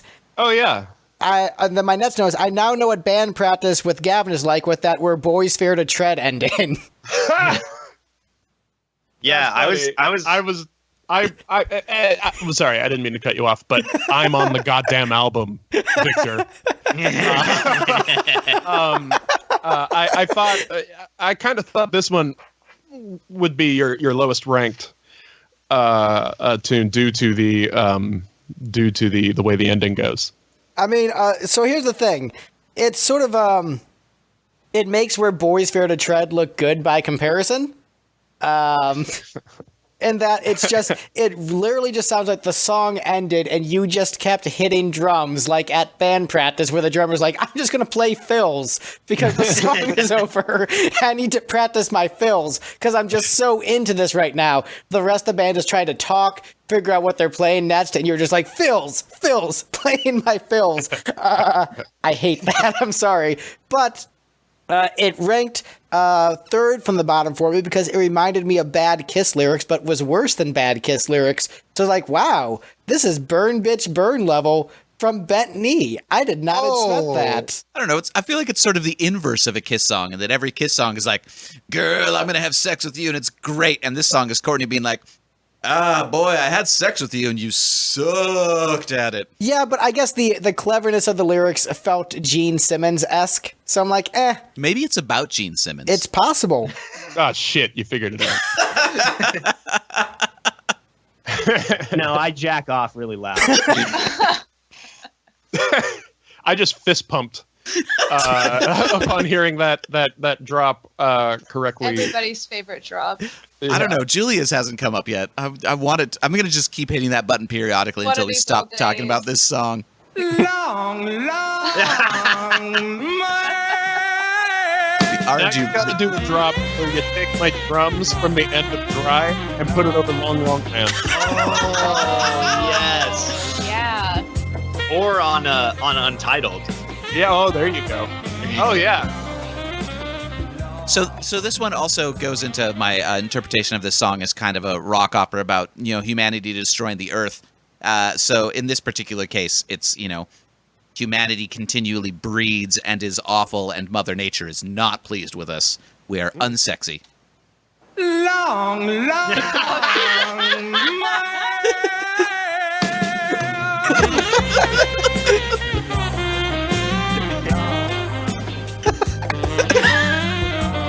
So the good news is this will be a two-parter with all these drops. Yeah, oh. A two-parter that's mostly Long Long Man. This episode is banned in Japan. Yes. Curse the first creature who realized that the stick slides into the hole.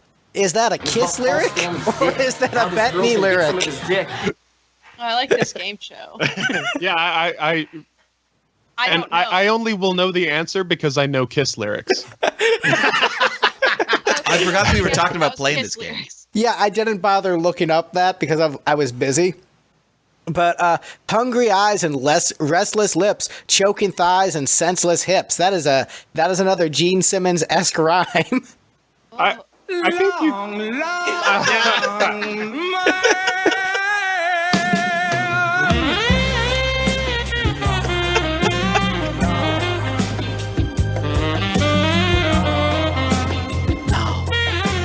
Loud.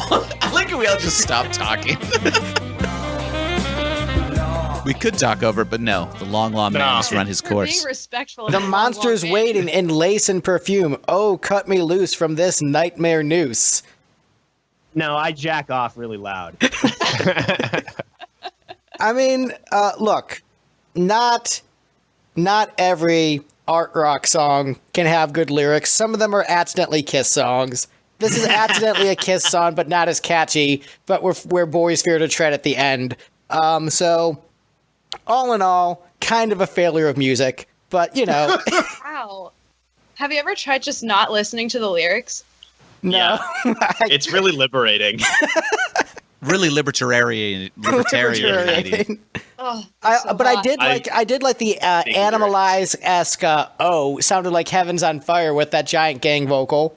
Oh, yeah. So that was pretty cool. So Gang what? gang No, vocal. I jack off really loud.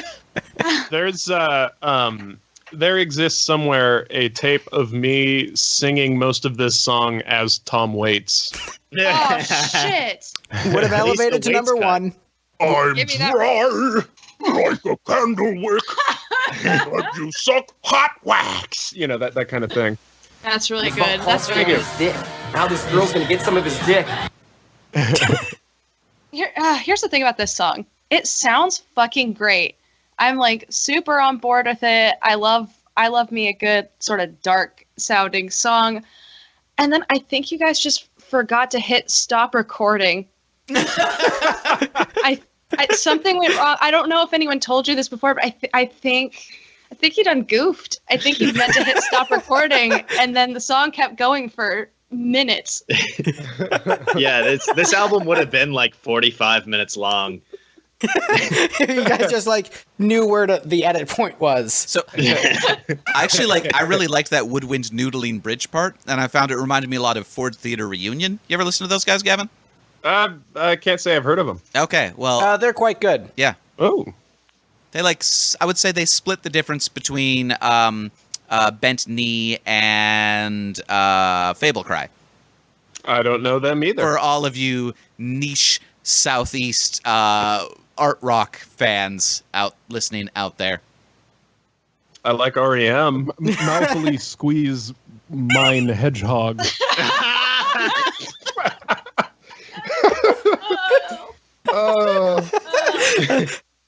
I need that as a text tone. She's just like hanging out, and somebody's like, "What'd you say, Gavin?" I will actually say, musically, Dry isn't that bad. I'm just being intentionally hyperbolic for the lulls. It's not a bad song, but I mean, the lyrics, like, if I'm being completely honest, they're Kiss-esque. I'm sorry, they are Kiss-esque. Give us some more examples, Greg.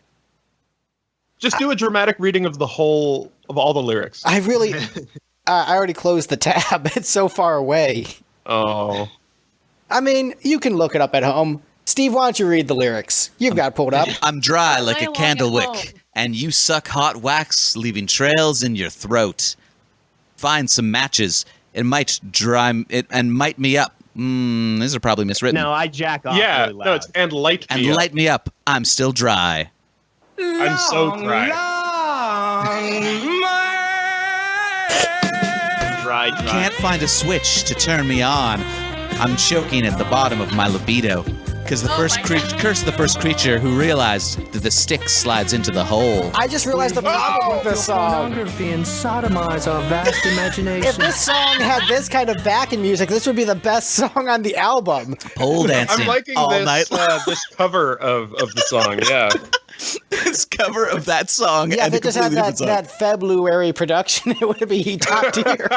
Pole dancing all day long under the mandate of survival instinct. Take it off, pretty Now baby. this girl's gonna get some of his dick. Hungry eyes and Big restless proper lips. to sing this. Choking thighs and senseless hips. We're here to take your pornography and sodomize our vast imaginations. Midnight scares me, not the ghosts or ghouls, but the sound of flesh as it drips and drools. So horny for that hedgehog. There we go. The monster's waiting in lace and perfume. Oh, cut me loose from this nightmare noose. We're No, it's here cut to me lace take your from this nightmare nace. pornography You and got it. sodomize our vast imaginations. The goosebumps crawl up my spine. How can something so lovely contort my mind? We're here to take your pornography and sodomize our vast imaginations. Go blame it on my chastity, prudence. But really, it's futile. I'm the one with no place to hide. Mouthily squeeze mine hedgehog. God give me the power to say no. And it's about Paul Stanley's dick. Now this girl's gonna get some of his dick. All right, I'm done. Yeah, so that was Dry. I'm also done. Yeah, you can send the royalty check to. I'll give you the address off camera. Also, chafing during sex is no joke. This song is not funny.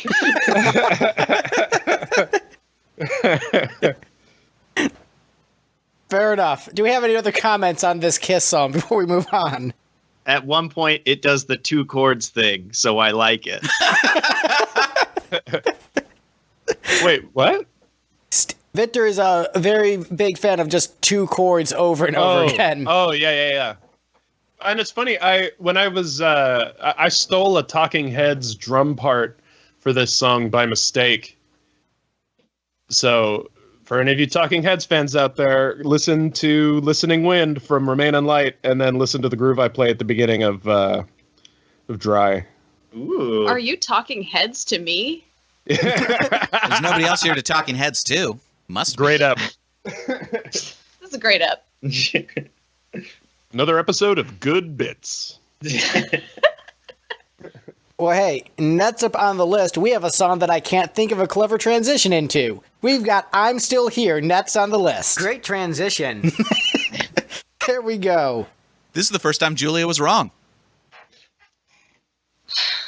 Did you Never have it happened higher before. or lower?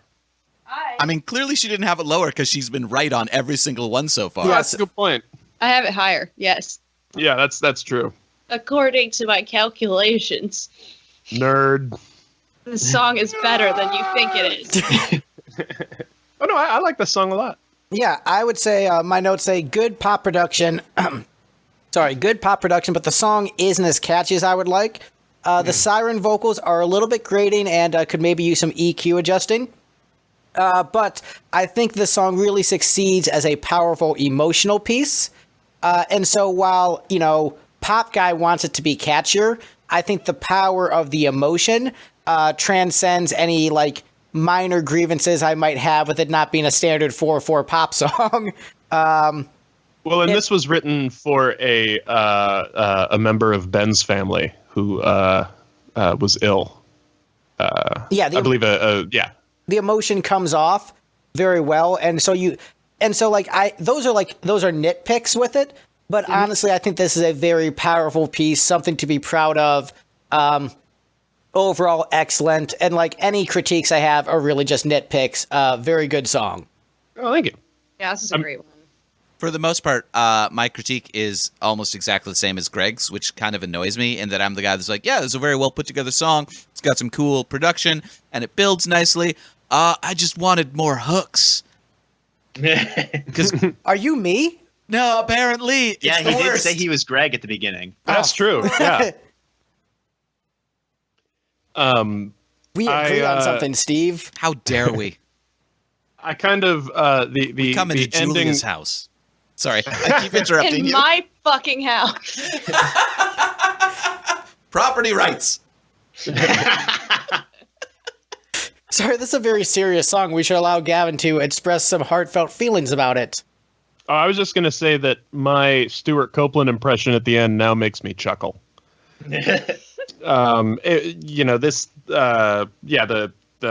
The ending. I used to play it like before we recorded it. It was a lot bigger and a lot more like louder ending, but then we just kind of decided, nah, it should be a little more of a sensitive ending, and for some reason that prompted me to go, I'm gonna try all those Stuart Copeland licks that I wish I could play, and there it is. I think this song does a really good job of being a soft song that still sounds like it's made by Bentley. Thank you very much. Yeah, good song. I really like it. I think it, like from a compositional standpoint, like the arrangement and all that stuff, it's all really great. And this is another one where you guys kind of forgot to stop recording, but I'm not as mad about it because that part sounds really nice. Well, Did you know that when you're done with the song, like you can just stop? You don't have to keep going. Yeah, well, you can press the space bar. Yeah, but oftentimes one of us has to run from the live room, through the studio into the control room, and then that takes a while. And you can edit, right? They're tripping over. You can edit, right, Greg? They're performing directly onto vinyl. Yeah, we did it at that Jack White studio, and he took our cell phones and you all and all crammed that. your way into that little booth in the corner. Yeah. All right, guys, we have 3 minutes at a time to record this album. Go. Run. That would not have worked for this album. No.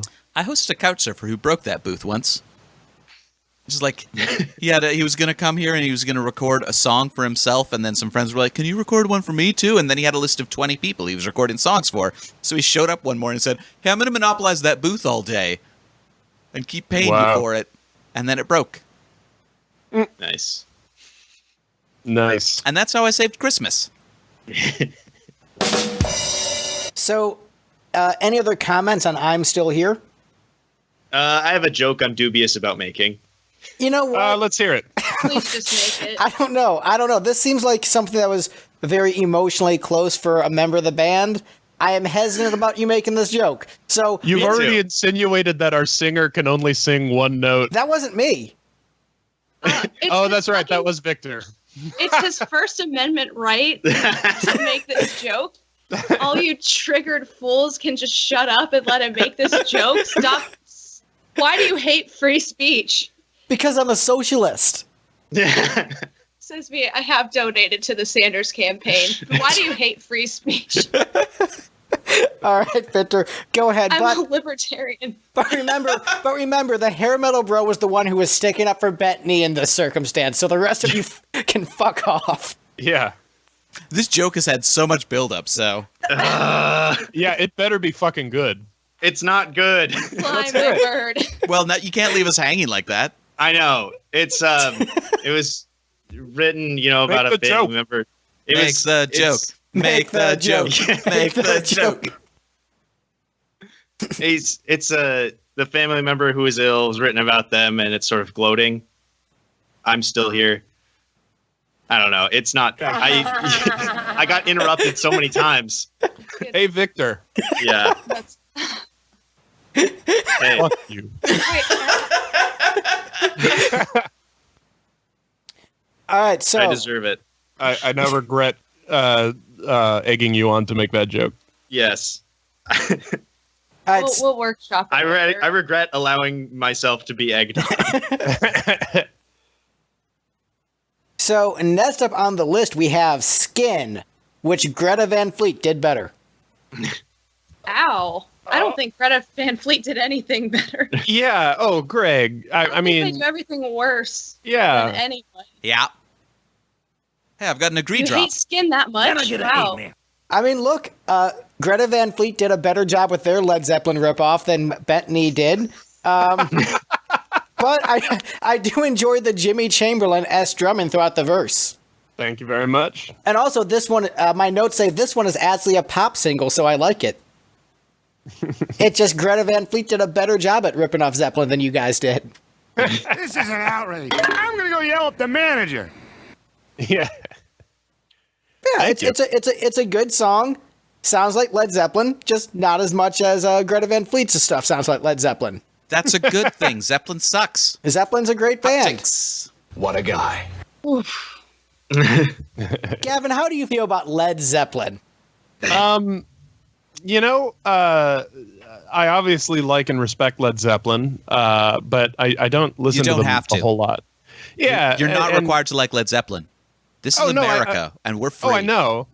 But you know, obviously, I mean, you know, anytime like a Zeppelin tune comes on, I'm never like, oh, turn this shit off. Like, you know, they're great. You know, no quarter specifically. You is, like them enough to rip No them off on quarter's this fucking track. great. And you know what's funny is that this album to me is my I can hear myself really trying to, you know, not rip off in terms of stealing like exact fills, but in terms of the ideology of the way the drums happen in the songs. This was my kind of Neil Peart rip-off album. I think in terms of the way that I tried to approach orchestrating the drums. It's good. You don't want to rip off Neil Peart because he's also a libertarian and has strong opinions about property rights. Not anymore. But too soon. Haunted by the felt ghost bad. of Neil Peart. Yeah. I'm still here. He's not still here. God damn it, No. Victor. But He came back swinging. yeah. After I was so kind to your album. But no, I'm kidding. So to me, in the choruses, I hear like Led Zeppelin. like I hear like a Gavin trying to do Neil Peart trying to do John Bonham kind of thing. Yeah, no, this one it's we used to play this one live quite a bit, and then when you know we started writing for the next album after Shiny Eyed came out, and we started playing the songs that we were writing for the album that became Say So. This one kind of got dropped from the live rotation. I miss it. I definitely like playing it. I remember. Hey, okay, stop me if this gets boring. Stop. Okay, done. I was waiting for that. But this was when we started, like when we were doing the basic sessions for this album. This was the tune that we decided to start with. After playing it live across the country, you know, countless times, because we wrote this album over like 3 years, I think. It was a long ass time. But in the studio, I could not, for the life of me, play the intro correctly. You know, coming in against that violin kind of thing. I just butchered it for like a half hour. I just could not play the thing that I had been playing nightly for months. And that's my story. I would say the drums on this track impressed me quite a bit, and I would say they are. Oh man, I hate to say it to your face, but excellent throughout. Oh, thank you, Greg. Yeah, no, like honestly, this is a song where like once those drums like first kick in, I'm like, oh man, this is so awesome, and it locks me in as a major hook. And there's just this song has great momentum throughout, excellent dynamics, great melody, extremely catchy. It rocks. Rock. Like it's but it's like it's hitting all the right markers of like being like Human. a human. There's nothing about it not I yet. dislike. Oh, And you missed my being human joke. well, you know, Sorry, we'll go get ahead. to that. But I'm saying like this track just completely works for me. Where even if I didn't know you personally, if someone said, "Hey, check out this band Bent Knee," and they played me this song first, as opposed to anything from the first album, I'd be like, "Oh wow, this is a really cool song. I have to check out more of the band." This is a good gateway Bent Knee song. You know, great choice for a single. I saw there was a lyric video for it. So obviously one of the stronger songs on the album. You know what? This might escalate into S rank. Ooh. S for skin. S for skin. But yeah, It's I mean, an SKBK. it is. It's just barely below the Democratic Corral barrier for me. Nice. Yeah, I hadn't heard this song in quite a while, because we stopped playing it, and I don't listen to, my own stuff a lot. So hearing it again was very refreshing. It was very nice. I like that song a lot, and I appreciate the kind's words about it. As sort of an addendum to what Greg was saying about the drums on this track in particular, they sound great, but I think I maybe would have preferred if you had been in a different studio down the street. Over there with Joey Waronker. Yeah. Hit the drums, Gavin. Another thing about this song is you get a little ways into the song and you're like, this melody, I've heard this before. Wait a minute, they're repeating a melody in a song? Which band is They this? did it. They finally did it. Those Am I crazy still listening to bastards. Bent Knee? This doesn't make any sense. Which is probably why I like it. Like, hey, that's like one of my beefs with a lot of classical music is that they don't like repeating melodies. I'm like, guys, come on. Where's the verse chorus structure, you guys? That's What right. the hell, Mozart? A B, let's go. That's right, motherfuckers. Repeat that shit. Hey, I mean, Gavin, if you write a Yes. good hook, play it more than once. Gavin, I need to talk to you. What's up? You did it again. You forgot to hit stop recording. You forgot. Look, this is really embarrassing for me to have to say. Like, I didn't want to have to bring it up. I'm so sorry. You did forget to hit stop recording. I was hoping that you wouldn't notice that time. I really liked that outro. I think Yeah, I the do too. outro's I thought good that was too. great. Here's the thing. I love this song. I love it so much. It's so good. And then I don't love it anymore.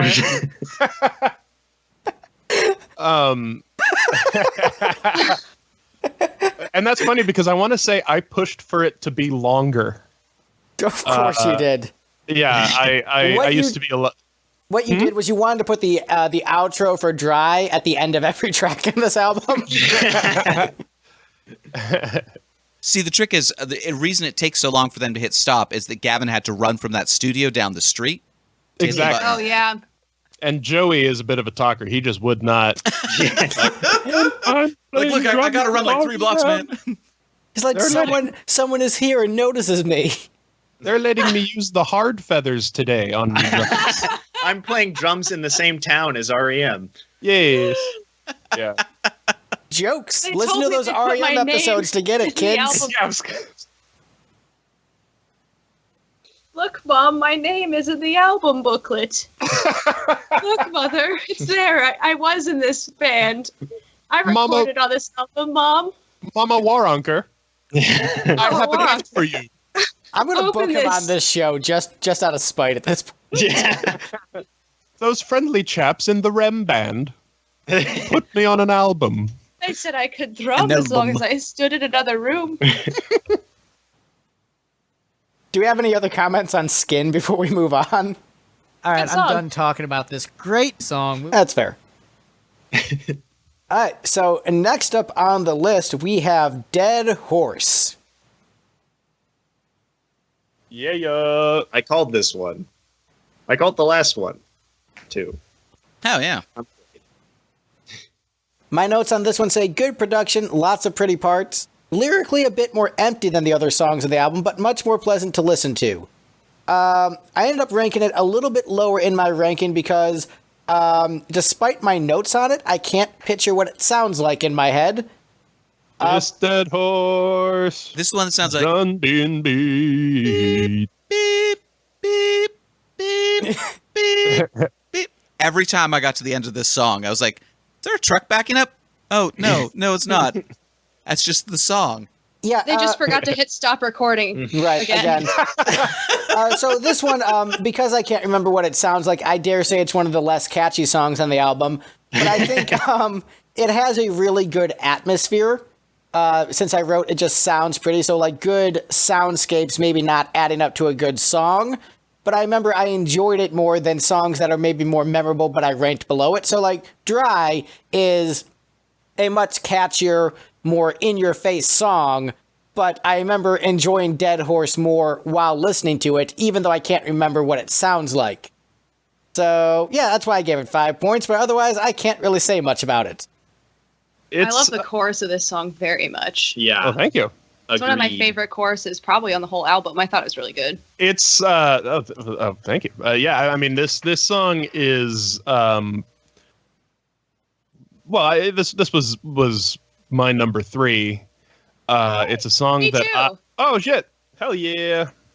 It's a song that I really love, and honestly, I wish we could play it live. We used to.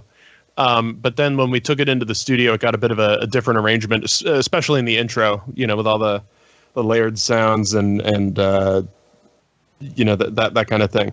But if I may toot my own horn a little bit, it's, I think, probably my best drum performance on the album is in this song. Or it's the one that I think I do... It's the one that I think is closest to what I had in my head. Not that the others aren't, but I just really like the drums on this song. I love that chorus too. It's one of my favorite moments on the album. Boy, is it good. Thank you. Juicy music, juicy tune. That was also a working title for the album. Juicy Tunes. Maybe next time you'll get it. Maybe, one of these days. Oh, Yeah, and maybe by the way, for the Bentley fans who are going to at me like, how come he doesn't remember what it sounds like? I listened to this album every day this week. The first day this week that I started listening to the album, I listened to it 3 times in a row that day. So I did listen to it plenty. It's just for some reason this song is escaping me currently. So And you went through it each song 3 times, right? Yeah. So the first time I listened to the album this week, I listened to each song 3 times in a row to try to ingrain it in my brain so I could just memorize it for the sake of memorizing it, and then just listening straight throughout the week to try to get more of a feel for it. I dare say, Greg, you've heard this album more than I have. So it's not for lack of effort that I don't remember Dead Horse. I tried, I don't know, for some reason it's escaping me currently. It's just not a memorable Dead Horse. Right, it's not like Knife Horse. Looks like every other dead horse I've ever seen. I miss Knife Horse. I miss Knife Horse too. We all miss Knife Horse.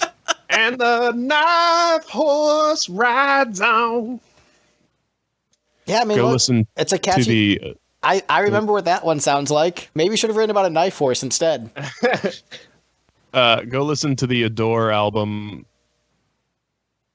Or Adore episode. Go to listen get to the every Knife Horse episode joke. of the Lipstick Panel to understand all the jokes we're making, kids. Listen to every episode. Give them 5 stars on iTunes or whatever platform you listen to your things on. Yeah. Click the like and subscribe buttons if you're on YouTube. If you like Gavin, you can hear him on a bunch of episodes. If you want to hear Gavin talk about Kiss, good news. There's lots of those. Oh, really? All you have to do is walk up to me and it starts. And demand to mouthly compress his hedgehog. I'm going to Gavin see talk them. About Kiss, press 1. To hear Gavin talk about fucking Sonic the Hedgehog, Mpreg, press 2. It's Peter Chris horny for that Mpreg. hedgehog. Yeah, but I'm. There he is. More interested in the hedgehog, less interested in Peter Chris. Well, no, it's that sweet Peter Chris Sonic the Hedgehog crossover furry fanfic. Slash Sonic fiction. We can't. You're a hedgehog. I'm a cat. We're too different.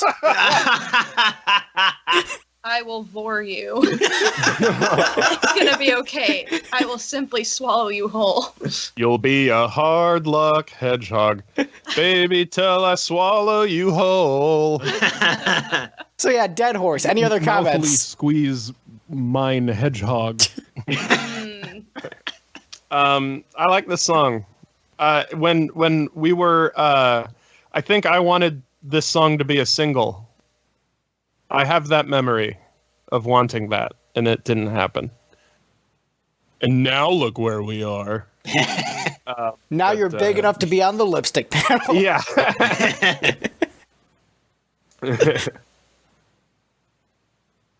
All right, so next up on the list, we have In God We Trust. Striper did it better. Honestly, that's the song I listened to. I was like, let's listen to the good Christian boys sing about God. I'm sure that'll be great. Bethany is in prayer, looking up at heaven. Oh yeah. Here's what I say. Yeah. Striper did it better, but I love the beautiful nature of this song. They honestly didn't. This song's better than the Striper one. I disagree. Thank you. The Striper song is catchier, I agree. but good vocals with excellent chord choices. Some parts reminded me of the Beatles, which listeners of this podcast know I have somewhat favorable opinions toward. Striper did it. I Striper remember did it all better, the but- Beatles' great lyrics about crawling on nipples. Yeah. Yeah. Striper did it better, but this is better than most of the album. My least favorite drumming thus far, and of course it's a better song. Least favorite drumming. My least favorite drumming thus far, and of course it's a better song. Go figure. Nice shredding. Sonically produced like a pop single, but not as catchy as I'd like. Yeah, this is another one that was like a fan favorite. And we haven't played in a long time, actually. I agree the drumming is a bit constant, especially towards the end. And it's funny because in live arrangements, I've actually kind of dialed it back a little bit. Or when we were playing it, I dialed it back a bit. Funny, though, there are no crash cymbals after, for the whole ending. Probably why it's so good. So we did this thing in the studio where, and we still do this sometimes, where in order for Vince, who does the all of the production for the band, and he's in the group too. He's like our in-house Brian Eno. We'll do this. He's the guy who didn't look like he was having a good time. Old sourpuss. Everybody else was having a great time, and he was just kind of in the corner, looking not as pleased. So anyway, you do this thing in the studio where you pawn your cymbals to pay for the rest of the recording? Pretty much. Well, no, we're for the best kind of sonic, Sonic? environment for the She's so horny for that hedgehog. Chemical plant. For the best sound environment, I'll record the drum parts without crashes and then go back and dub crashes in. Oh yeah, the Def Leppard trick. Yeah, and we were gonna do that for this. Bentley is really the Def Leppard of Prague. More or less, yeah. I sound like I have one arm, and I sound like I just lost it. Like I'm still in pain. The arteries are still going. They hit record and then they just chopped it off. Yeah. Well, that's why we don't. That's why we don't hit the stop button. Is because my arm that used to do that was removed. No, we forgot to put the crash cymbals in at the end, and then it just sounded fine. Really good without them. So this is the When Doves Cry of the Bethany catalog. Like, oh, we forgot to add the bass. You know what? It's fine. Yeah. Yeah, kinda. Yeah, it's our When Doves Cry. So, who's the Florence and the Machine fan in this band? I think we all have a healthy respect for Florence and the Machine. Yeah, they did Because that Final this one- Fantasy 15 song. Hell yeah. Yeah. No, because this one straight up sounds like a Florence and the Machine song, which I think is why I really liked it, because I like the harmonies. It's really pretty. It's very Hey. melodic. I really like this one. Thank you. Thank you. And I think honestly that's why I ranked it a little lower, because I was like, this does sound like Florence, which is fine, but I like Bentley more, I think. Well, Aw. the thing is, it sounds like Florence, and he really wasn't into 15. He wanted it to sound more like for the Final Fantasy 12 soundtrack. Yeah. Give me some of that guy. That sweet, sweet guy. I don't get Whatever this his joke. name was. Give me some of that shop theme. Haha, I'm laughing. I understand. There's like a 1 in 4 That's chance really that was gonna funny, work. the joke you made. The joke you made is funny and good, and I understand it. Yes. So yeah, In God We Trust. Honestly, pretty good song. Yeah, thumbs up. I, at one point in a rehearsal, jokingly referred to this song as In God We Thrust, and I made that Ooh. very good joke. I mean, it's That is almost such a- certainly about prostitution. That is a very good joke. I'm laughing. All those lyrics at the end about trading your body, not your joke. soul, for a piece of paper. In God we trust. Like, Hey, Steve. yeah. You figured it out.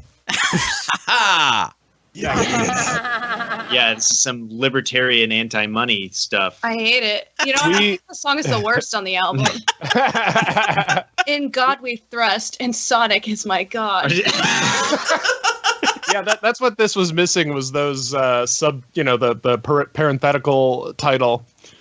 In God We Thrust, parentheses, and Sonic is my god, and parentheses, P.S. Sonic the Hedgehog, not the, Sonic as in sound. Sonic Drive-In. Oh. Well, I would, going up to Sonic, I would like to order one hedgehog, please. Large. and you forgot to put in the re-recorded cymbals and instead put in just the ring sound effects.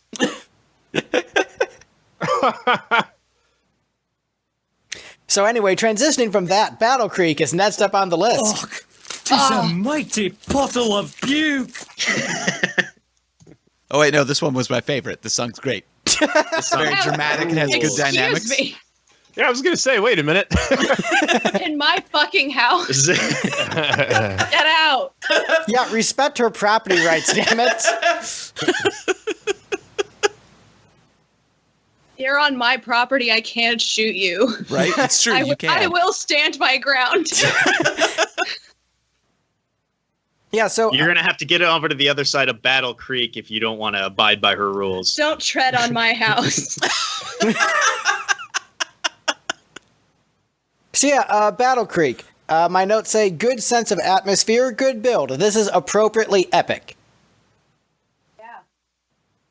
Mine says juicy riff. Mine also says juicy. What? Thick and juicy, just like the way Steve likes his women. This is thick and juicy. Gonna keep making that joke, Yeah. Greg? Oh, Yep. this song has such a good atmosphere. It sounds like a heavier, like almost Portishead-y, like Portishead but heavier Portis heavy. to me. Portishead, really good. I'm super into it. Nice. Thank you. So wait, why are you angry at me then? I missed something. Oh, I'm just mad at you all the time. Oh, that's fair. That Sorry, makes sense. Unrelated. unrelated, just normal anger. He just realized I was here. I was like, wait, Steve, what the fuck is Steve doing here? Get out! Steve, get out of my house.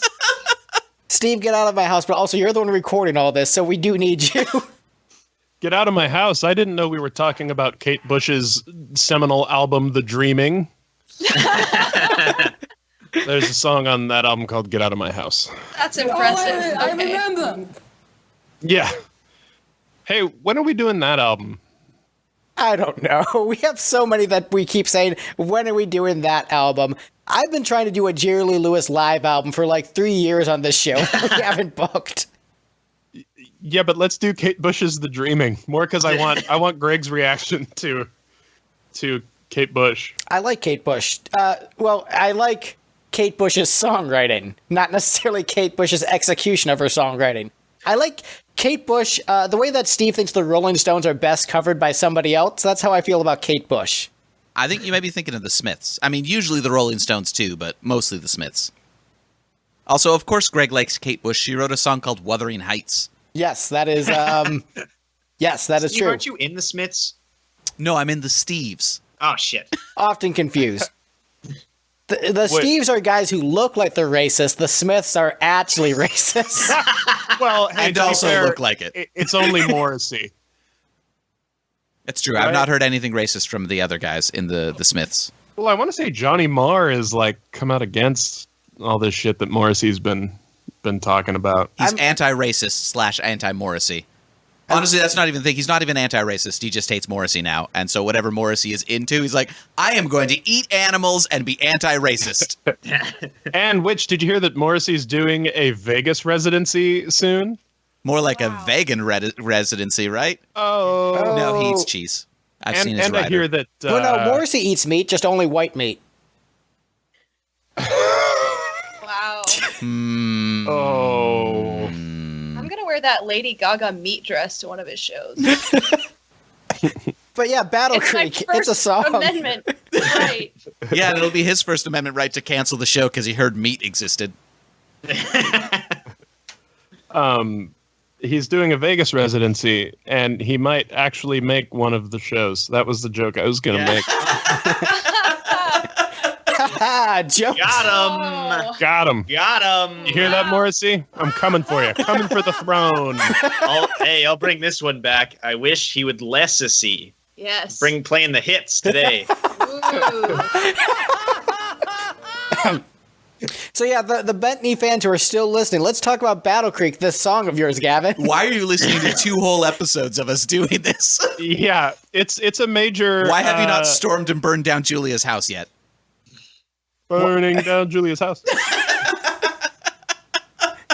Yay, Battle doxing. Creek. Not before I shoot you. Just making... Well, this is Talking Heads jokes. Come Yes. on. Are you talking heads to me? Hey, remember bit. that? Straight up. Call back. Straight up. All right, so Battle Creek. Gavin, you ranked the second from the bottom. The rest of us ranked this much higher than that. Why are you wrong about your own band? No. I again, all these songs are pretty much tied for me. This is I think one of our it's one of our more grandiose tunes.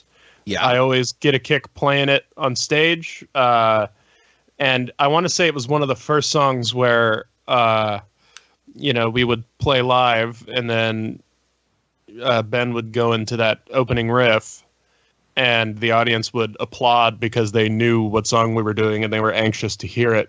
So that, that's always a good feeling when that happens. It was this one.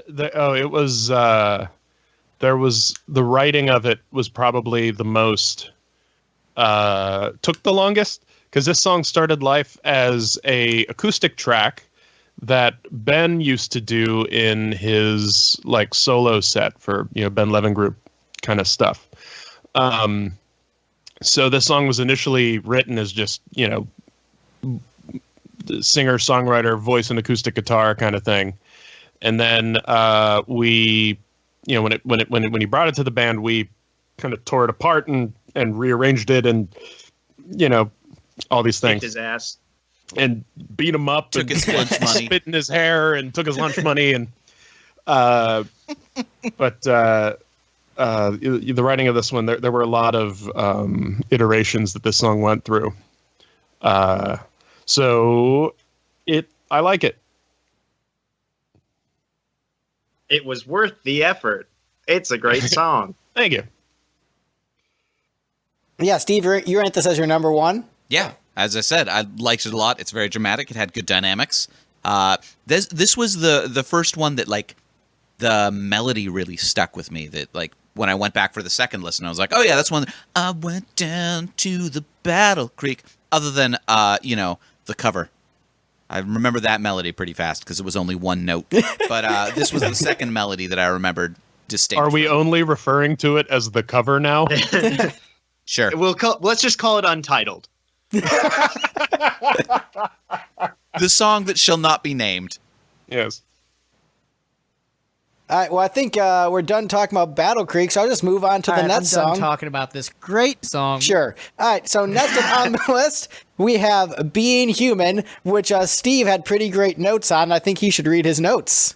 So this one probably would have beat Tooth Smile for me. So Tooth Smile was my third favorite one. This one probably would have beaten that one out. Except Greg has been talking about suicidal ideation a lot lately, and that just really ruined my enjoyment of the song. I was like, yeah, the song kicks ass. Oh no, my best friend keeps talking about killing himself, and that makes me sad. So I don't know, remember how this whole episode started off with Greg just going to a really dark place? Let's do that again. Well, you got to make sure that there's a really dark moment in each part. Part 1 and part 2. Oh, that's right. Oh, I thought you were going to say you have to make sure there's a really dark moment in each album, which, yeah, of course, you did that by accident. You put in this intentionally dark song about wanting to not be human anymore, and then this accidentally dark song about, you are my sunshine. All right, so my notes on this one, Rush did it better. Nice new wave keys. This one has some cool prog elements. And also Blue Oyster Cult did it better. Wow. But yeah, honestly, the whole all right, look, I'm not actually suicidal. I'm just extremely depressed, and I don't have the balls to go through with suicide. Because maybe things will get better. And there's still stuff I want to do. What if Frozen 3 does come out? I don't want to miss that. Plus, Bentley's going to record another album eventually. Right. So I'm not actually suicidal. I'm not actually suicidal. Glad that I'm flying. Buy my optimistic hair metal music. Yeah. Yeah. Keep Greg alive. Buy his music.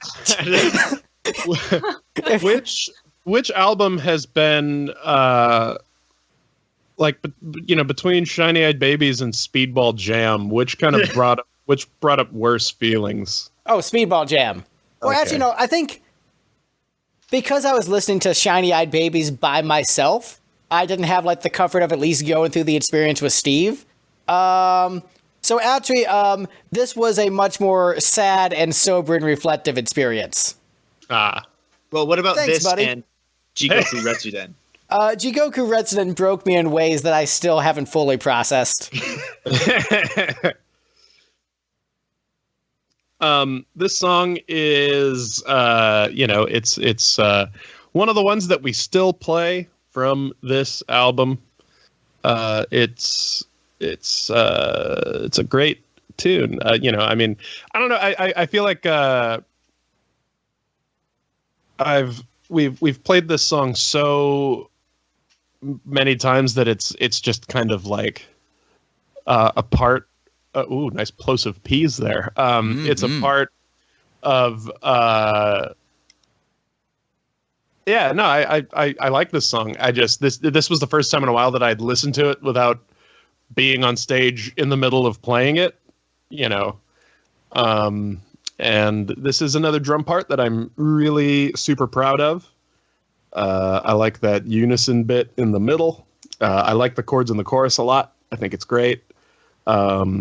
There was one of the original arrangements of this tune that we actually played live a few times, which was not as good as what went on the album. Was when it gets to that point right where the unison thing comes in, right? The da da da da da da da da da da da da da thing. What we used to do is Courtney would vamp on those piano chords, and then I would just solo. And we did that live a few times, and there's a reason we didn't stick with that arrangement. You said, we cut the drum solo, or I'm quitting the band. This is a very important song for the band, in terms of, it's one that a lot of people really like and connect with, and it's one that we enjoy playing a lot. And yeah, I had a bitch of a time learning, because when we were like working on that chorus, I just could not. It took me so long to get the counting of it. And I'm not even sure I could tell you what it is today. I just know the song so well. I have a curiosity question for prog bands. What up? Not that I'm in one, but what up? Right. Why do you guys not like repeating your good hooks? Greg, you should listen to our more recent albums. Did you fix that? Yeah. Okay. Yeah, and it's not even that, like, I don't think it was anything that we were doing intentionally. Like, I don't think we were, I think that's just where we were at the age we were at with the music that we were into at the time. You're just shiny-eyed babies. Yeah, we were just shiny-eyed babies. Just getting IHOP and having fun.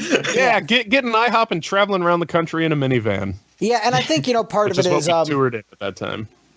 Part of it might be just my unfortunate, like, a box I live in musically where I just want everything to be a pop single. And so I'm like, oh, yes, this is a really good melody line. I sure hope that comes back in the next verse. Oh, it never comes back again? Oh, this is a good chorus hook. I sure hope that comes back. Oh, it doesn't? Well, shit. Like this song, when listening to it, it feels like, like soft beginning, and then it starts to rock up. And I'm like, sweet, it's about to rock, and it's rocking, and it has all this momentum. And then it gets really quiet again, and then it's like completely loses momentum for me, and I wanted it to rock longer. And so the way I would compare this song to maybe to Batman v Superman, in that a lot of people didn't like Batman v Superman because they placed expectations on what they wanted it to be rather than enjoying it for what it is. And so a bad movie. Yeah, wait. Greg, I really expected a good movie. And, yeah, you know what my expectation was for Batman v Superman? A good movie. A good movie. So I will say I like Batman v Superman. I like how all four of us made the exact same Greg. joke at once. But here's the thing: I think parts of it are bad, but I think the good parts of it are good enough to override the bad parts. So that's like parts of it are bad, like everything after the first 25 minutes or so. I think. The first 25 minutes are terrible. Here are the bad parts of the movie. The bad parts of the movie are anytime they try to shove in Justice League stuff. Well, That's it. Yeah. I wager the only good part of that film is the solo Batman mission scene where he like breaks up that gang. No, I think that they. What about the part where Jesse murders a bunch Eisenberg of makes a people? 3-pointer and then shoves Jolly Ranchers in people's mouths? That's tremendous. I love it. That was a great scene. That's You mean the best scene part in where movie. Jesse Eisenberg forgets that he's not playing the Joker or the Riddler and is in fact playing Lex Luthor? No, he's playing Mark Zuckerberg. Shit. Like, I mean, did you see Social Network? He just like bits and pieces of it. Yeah, he just played Zuckerberg but with a wig. Oh, Zucker. I can't merge the words Zuckerberg and wig effectively. Mark Zuckerberg in a bald wig. But anyway, so this song, Dave Mustaine story. This song is the Batman v Superman of the album, where it's not what I wanted, but if I look at it for what it is, it's still very enjoyable. Nice. Okay. Conversely, maybe it's the Spider-Man 3 of the album. No, that's a Same trash sentiment? movie. Trash. Absolute No, trash. Great, Wait, fantastic. hang on. It's a masterpiece. Whoa. No, it's a masterpiece. Explain. It's a masterpiece. Did I Yeah, fucking stutter? what else is there to There's say? one No, good and scene in that's that what I'm movie. worried about. One good You're going to scene say in the that dance movie. scene, aren't you, Greg? No, the one good scene is Because it is. The dance scene is great. actually the dance scene is great. Two It's good funny. scenes. It's really dumb, but it's fun. Two good scenes. There's the dance scene and also Dark Spider-Man confronting Sandman in the subway tunnels is actually a legitimately powerful, emotional scene. Here's what I'll say. But the rest of the movie is trash. Spider-Man 2 is like 80% masterpiece, 20% goofy Sam Raimi nonsense, AKA and masterpiece. Spider-Man 3 flips that ratio. Yeah. And I'm, oh boy, am I in for the ride every time, baby. Yeah, but That movie's insane. Do you not know how to appreciate a good thing when you have it? Would you rather watch Batman v Superman instead of have fun watching Spider-Man 3, a masterpiece? To be fair, if they CGI'd out what's his name, 70 guy's face, I would enjoy that movie a lot more. You don't like Topher Grace? I mean, he kind of ruins the Venom. Would have been much better if he was played by Ashton Kutcher. No, just like I don't want him to be there. Like Venom is. Oh, Venom should not have been. Well, no, Venom should have been, and just not Topher Grace. Just like as soon as he becomes Venom, then we never have to see him again. No, that should have been a Sandman movie. Yeah, totally. Yeah, Venom definitely. had no place in the Raimi Spider-Man series. And Topher Grace had no place playing Venom, but I love watching him try. He tried his darndest. Hey, Parker. Oh, bless you, Topher. He tried so hard. I was like, you killed that 70s show for this? Nice work, dumbass. Well, it's just like, how many Star Trek fans are in the house today? Nominally. I like that one where they went back in time to the 80s and kidnapped a whale. That's a good one. That's the only one I've seen. The Trouble with Triples. And no Deep Space Nine fans here? I've only ever seen tiny bits and pieces, never a full episode. I like that Dragon Ball Z ripped off Star Trek 2. That was kind of cool. Isn't Deep Space Nine all about space libertarians? What the hell, Julia? Dropping the ball here. What the fuck? If someone had told me that, I would have watched it. Well, that's because most of Star Trek is about socialism. So that's why she's not even going to give it a chance. That socialist bullshit. It's a disease. It will kill America. Anyway, I can't afford my diabetes medicine, but it's fine. If I just work harder. Yeah, if I work harder, also donate to my GoFundMe as I unironically say our healthcare system doesn't need to be fixed. It's fine. If you wanted healthcare, you would just get some. I wanted to bring up a very good point about how a cast member of DS9 left DS9 to go be in Hellraiser 3. Oh. But, you know. And that was his right. Her right. It was her right. It was her right, too. Yeah, don't misgender. Jesus. Don't. I'm just fucking up all over the place. So yeah, being human. Any other thoughts on suicide before we move on? This is anime end credits music. Yeah, I think the dynamics shift a little bit too much for it to be anime end credits music. I think that Skin at the beginning before it rips off Led Zeppelin sounds like anime end credits music. I'm gonna say you're just watching the wrong animes. I'm watching all the right ones. And take that from a guy who only kind of watches one anime. What anime do you watch? The Guyver. I don't know what that is. It's real good. Imagine the Power Rangers, but there's only one, and it's very gory. And also there's a lot of weird high school drama. But then he's like beating up and utterly eviscerating monsters. All right, I mean... And they made an American movie out of it, and Mark Hamill was in it, but not in the leading role. Nope. I don't know. I'm open to it. The thing is, as a guy who's absorbed a lot of anime, man, the story just has to be really good for me to care. Like, I'm not sold on premise alone with anime anymore. Like, someone has to tell me, like, this is one of the best stories you'll experience in your entire life. Like, okay, then I'll dive in. Fine, fuck it, Hunter, I'll go in. I will do this incredible ask of like 300 episodes. So I typed the Guyver into Wikipedia, and it was like, you mean the Mark Hamill movie? Because that's where you're going first.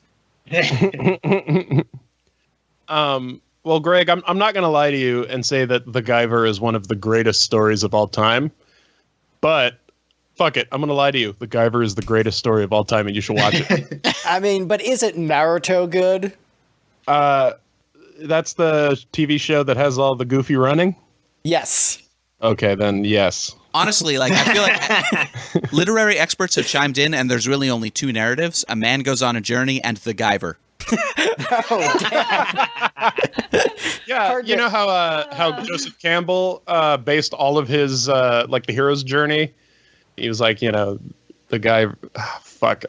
Honestly, yeah, the hero's journey was was supposed to be part one of a trilogy. Let me be real with you. My Joseph Campbell joke fell flat.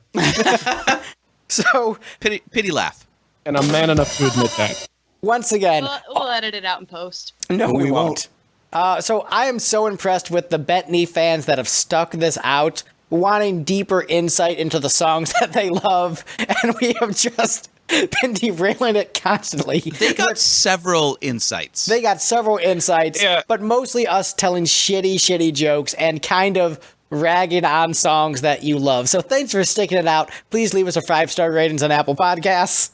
I will say that I believe this is a lot of that there is a large sect of the or a good sized sect of the fan base where I think that this is their favorite incarnation or iteration or era of Era, or dare I say, epoch. So kind of like those Genesis fans who like selling England by the pound, even though it's much less good than everything that came after that. I mean, yeah, The Lamb is a better album, but Selling England is fucking classic. But is it Invisible Touch good?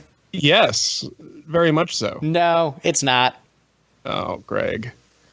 Come on. You're going to say that I Know What I Like in Your Wardrobe isn't as good as The Last Spike?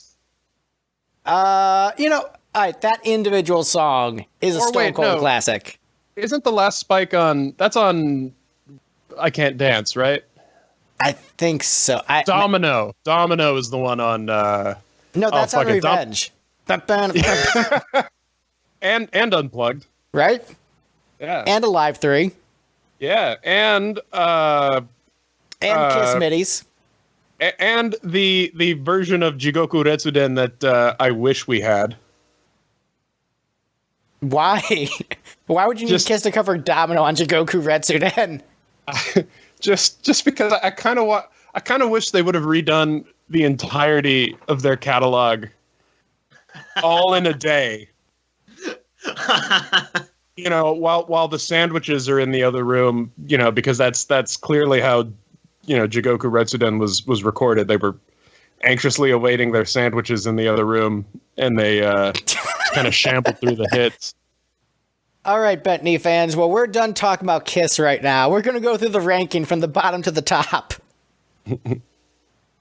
So from the bottom to the top, Sunshine, Tooth Smile, The Democratic Corral Barrier, Shiny Eyed Babies, Untitled, Dry, I'm Still Here, Skin, Dead Horse, In God We Trust, Battle Creek, Being Human. But the best song on Shiny Eyed Babies by Bettany, according to this panel of experts and Gavin, is Way Too Long. Greg, why are we so full of shit?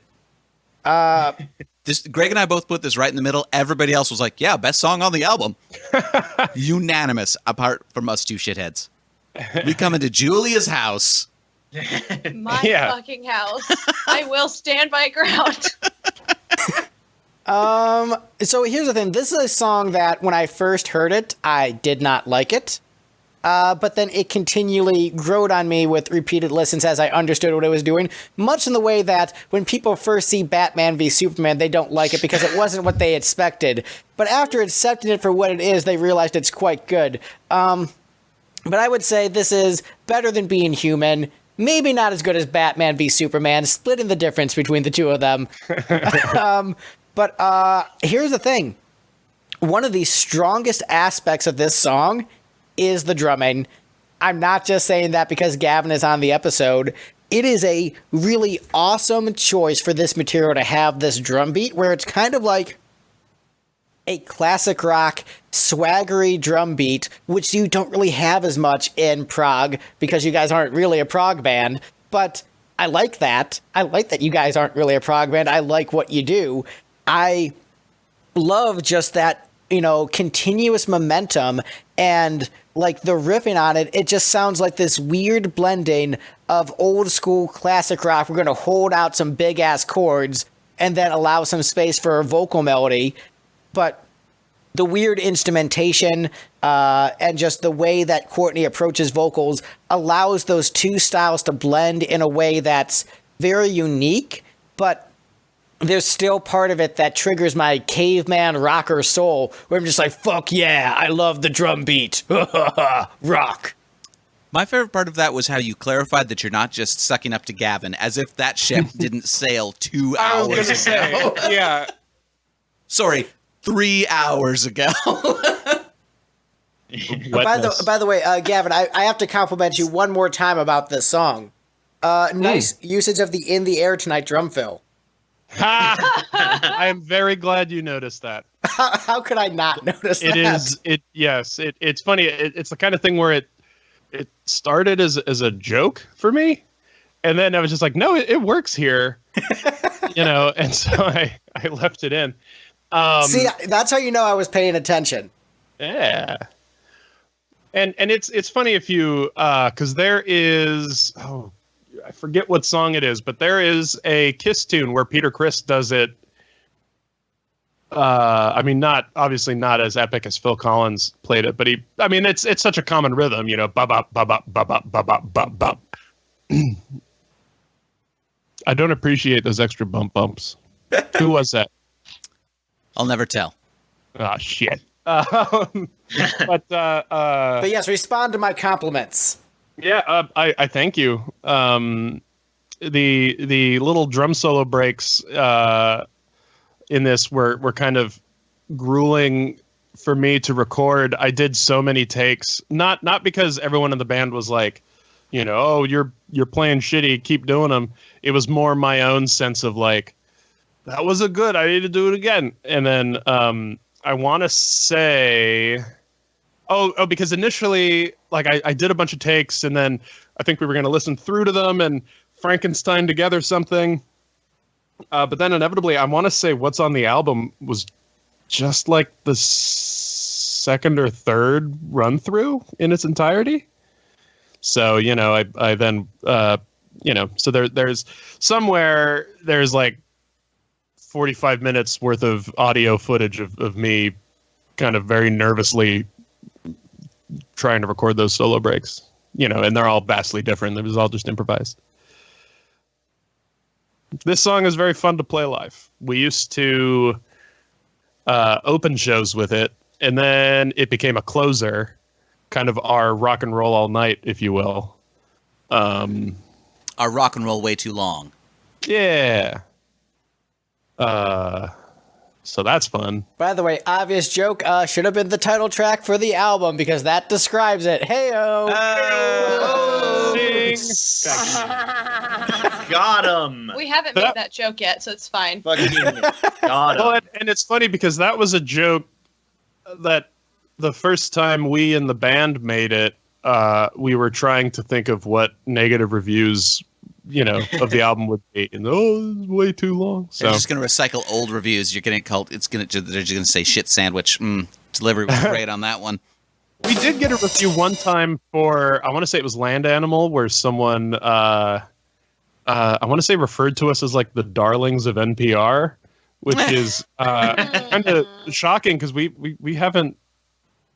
I mean, we like NPR. It's great. I like Car Talk and but you also like Pot of Thunder and Kiss. Oh yeah, yeah. So there's no judging your taste necessarily. Or there's no accounting. Yeah. There you go. I was gonna say consistency in my tastes. Words. Accounting.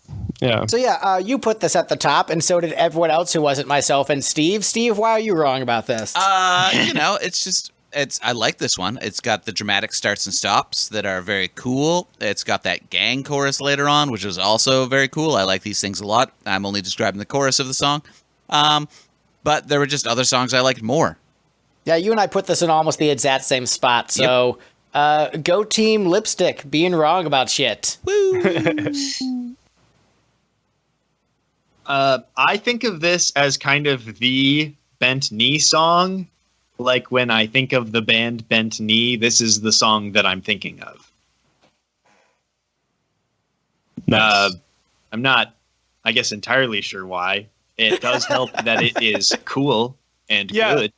I will say a lot of people after shows, well, most of us are in bands here. So you got that thing where people come up to you after the show and go, "Oh yeah, that one tune where this happened. What's the name of that song? Like, how can I get that song?"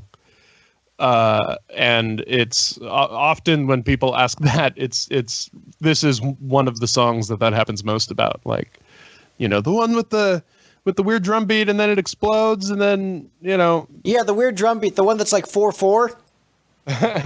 Well, but you got that little hi-hat. It's tough to play those two things at the same time. I understand that. I took drum lessons for like a week. The hi-hat comes. It's a little. So the original demo for prog fans, 4/4 is weird and exotic. Well, it's not 4/4. It's 7/8 and 9/8 repeating. Ooh. All right. I can't take credit for that joke. I didn't make that joke up. A friend of mine in college did. So this has been a look behind the curtain at where my jokes come from. Julia, you also ranked this at the top? Correct. I did do this. I like how dynamic this song is. It's very energetic, and even though I have not seen Bentley live, I can tell this would be the song of all of the ones on the album that I would be the most excited to see played live. We didn't play it on our last tour. Well, then I guess I didn't miss anything. It was the first tour. We haven't played it in a long time. Really? Yeah. Oh, because man, this would be a song I would want to see live. Well, what city are you in? Now I'm in Oregon, so close-ish to Portland, I guess. Yeah. Okay. Well, we the exact same distance away from Portland that I am. What? She's going to show up and demand to mouthily compress your hedgehog, and you'll have no idea what's going on. Yes. Let me mouthily compress your hedgehog, Daddy.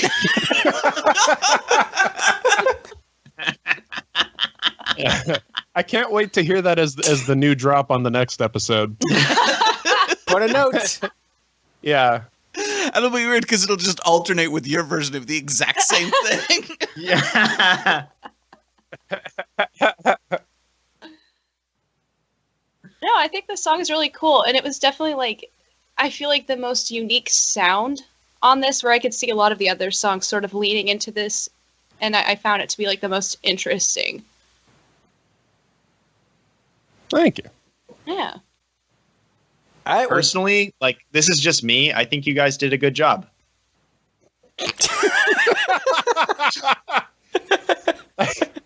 Thank you. Well, that is our ranking.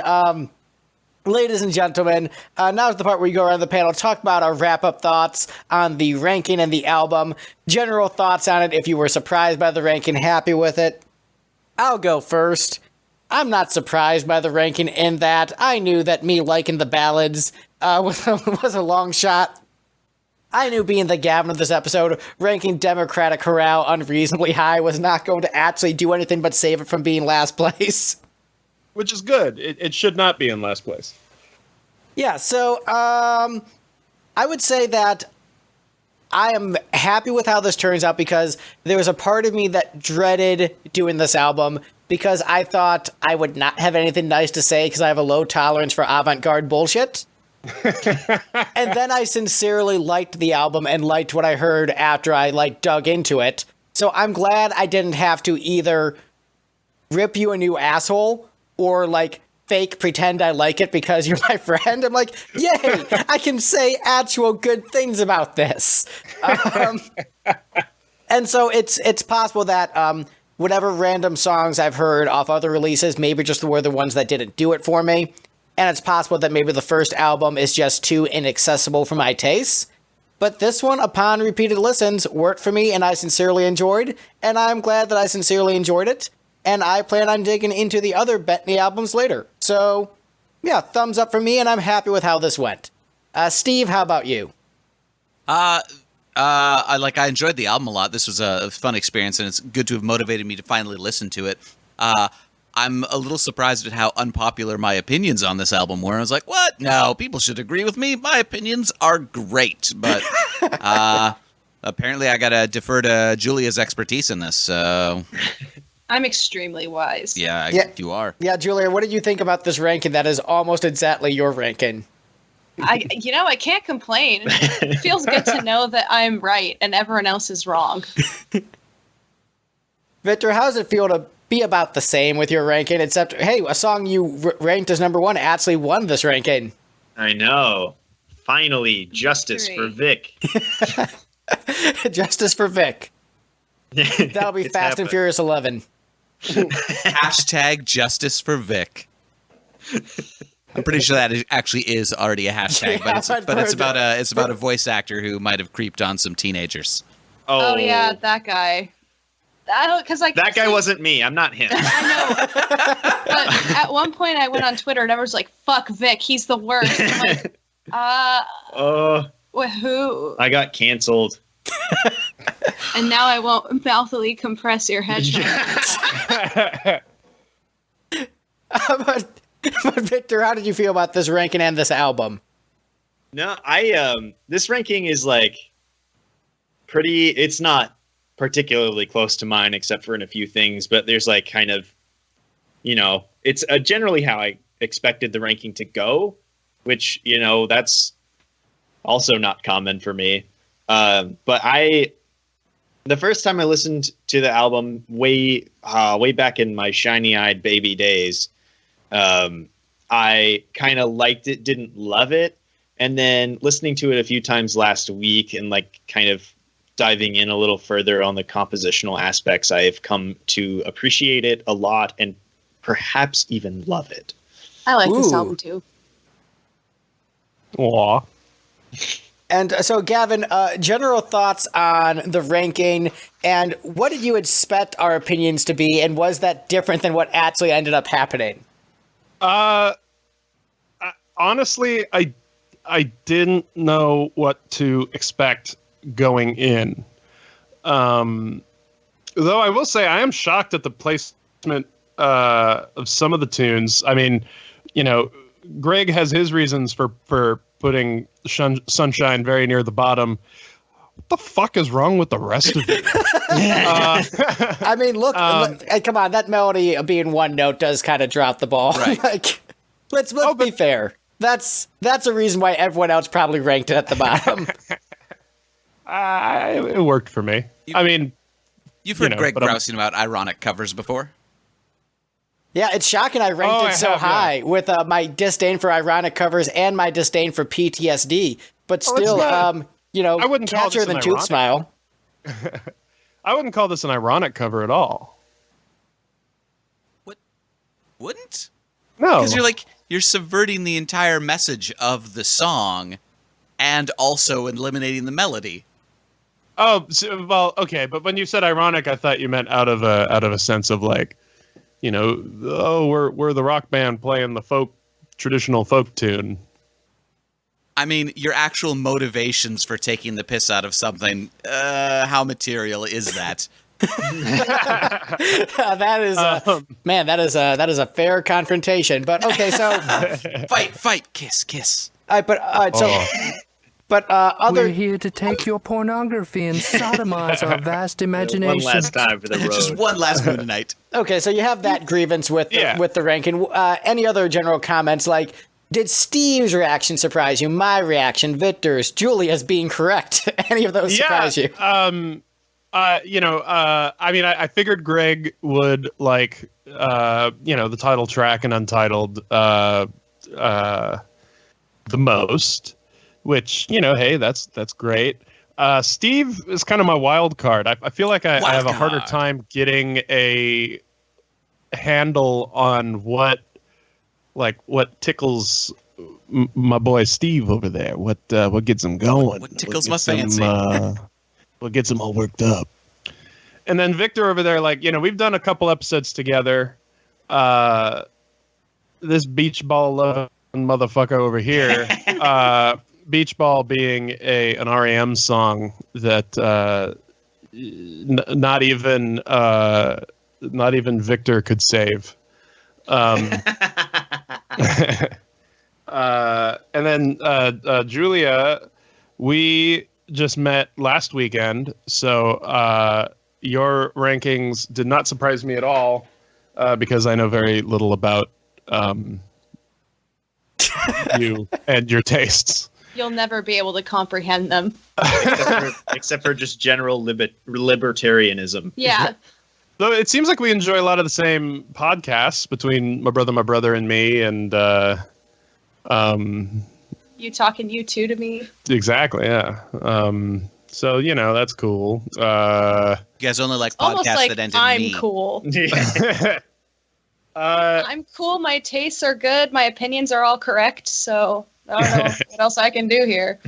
But I feel like this conversation has to be refreshing in a way because I feel like when you're in a band, you can sometimes be in a bit of a bubble where you're surrounded by people who are just like shoving you with praise or just straight up ignoring you. And so finding like a middle ground of just like, here's honest conversations from peers and friends who are just like, oh yeah, that has to be a refreshing change of pace. It is, and it's definitely, I enjoyed doing this. It's quite refreshing to, not that I think that the people who are coming up to me and saying that they really like the album are ever disingenuous, but it is, it's Who has nice. the balls to say I love the whole album, but track 6 is bullshit? Yeah. No one does that. Well, no, and I feel like you can see that kind of thing online, especially if you go creeping into the YouTube comments. But this was very refreshing, like a fine Sierra Mist on a hot summer day. Yeah, or a Democratic corral. like a lovely little pinch on the scrotum from a passing by lobster. Beautiful. And just like in Venom, where he got into the lobster tank. I haven't seen the new Venom yet.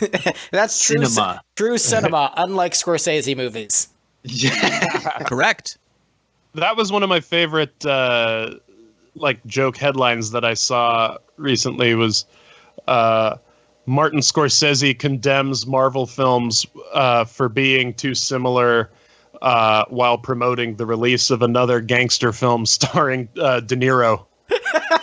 Yep. I mean, yeah. Yeah. But that's real art because it's about the streets. He makes other kinds of movies, by the way. Sometimes. And then I liked it when Coppola jumped into that whole online debate when, that's the motherfucker who made Captain EO. So, and couldn't do it on time or within the budget that Disney gave him. So, Captain EO is awesome, though. I mean, yeah, Captain EO is great, and obviously Coppola and Scorsese are amazing artists, and Apocalypse Now, and it's a great movie, and Taxi Driver. I don't like Taxi Driver. That is a solid thumbs down from me. The correct film won Best Picture that year. Well, was that Annie Hall? Is that the same year? That was Rocky. Oh, okay. Rocky is not better than Taxi Driver. Oh, it absolutely. All right, Steve. Rocky versus Taxi Driver. I'm sorry, I gotta give it to Rocky 1. Craig, how are you gonna like The Joker and then not like Taxi Driver? They're pretty much the same movie. Oh, great. Here's precisely one can of worms. All right, Here we go. One can that of being worms, said, I do sir. have to get going soon. So I will real quick say that I think Joker has enough of its own identity separate from Taxi Driver that makes the films very different in terms of plot and messaging and actually having a message. Anyway, time for plugs. Gavin, where can we find you on the internet? I like The Joker. Joker's a good movie. You can find me at Bentley Music on Twitter, on Instagram, on Facebook, or you can just add a nice .com to the end of Bentley Music, and it'll take you to our lovely website. Depending on when this comes out, we may or may not be on the road. We're going out in April. Gonna be in a bunch of cities. One of them is Nashville. Woo! No, Nashville. Woo! That's the then official word of Nashville. There are gonna be more touring later in the year, probably. We are a band. You can find Shiny Eyed Babies wherever fine music is sold or put up for streaming purposes. I hope you enjoy. I wasn't done. You are now. Victor, where can people find you on the internet? You can find me at the VictasticK on Twitter, where I've probably said that Joker is some horseshit a lot of times. And you can find my music, which was tangentially reviewed last week on Bandcamp, Spotify, and Patreon under the name James Gameboy.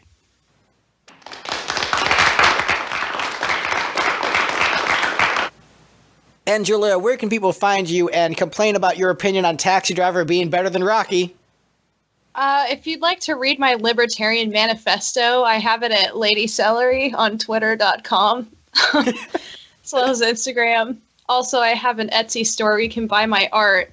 You can buy my art and then write Joker is a good movie. Yes, at the price the market determines, buy some and write that the Joker is a good movie on it after you've given me your money.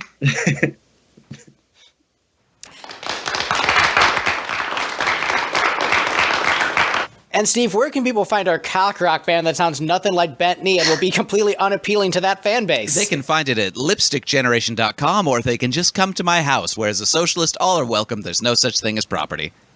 Vote for Bernie. That's our episode. Bye. Thanks for listening to the Lipstick Panel, hosted by Lipstick Generation. Lipstick Generation's music can be found on all major streaming platforms and at lipstickgeneration.com. If you're listening to the podcast on YouTube, be sure to like, comment, and subscribe. Let us know your ranking of the subject in the comments down below. Feel free to leave us an episode suggestion also. If you're listening on Apple Podcasts or your favorite podcast app, please leave a review and tell a friend about our show. Thanks and rock on.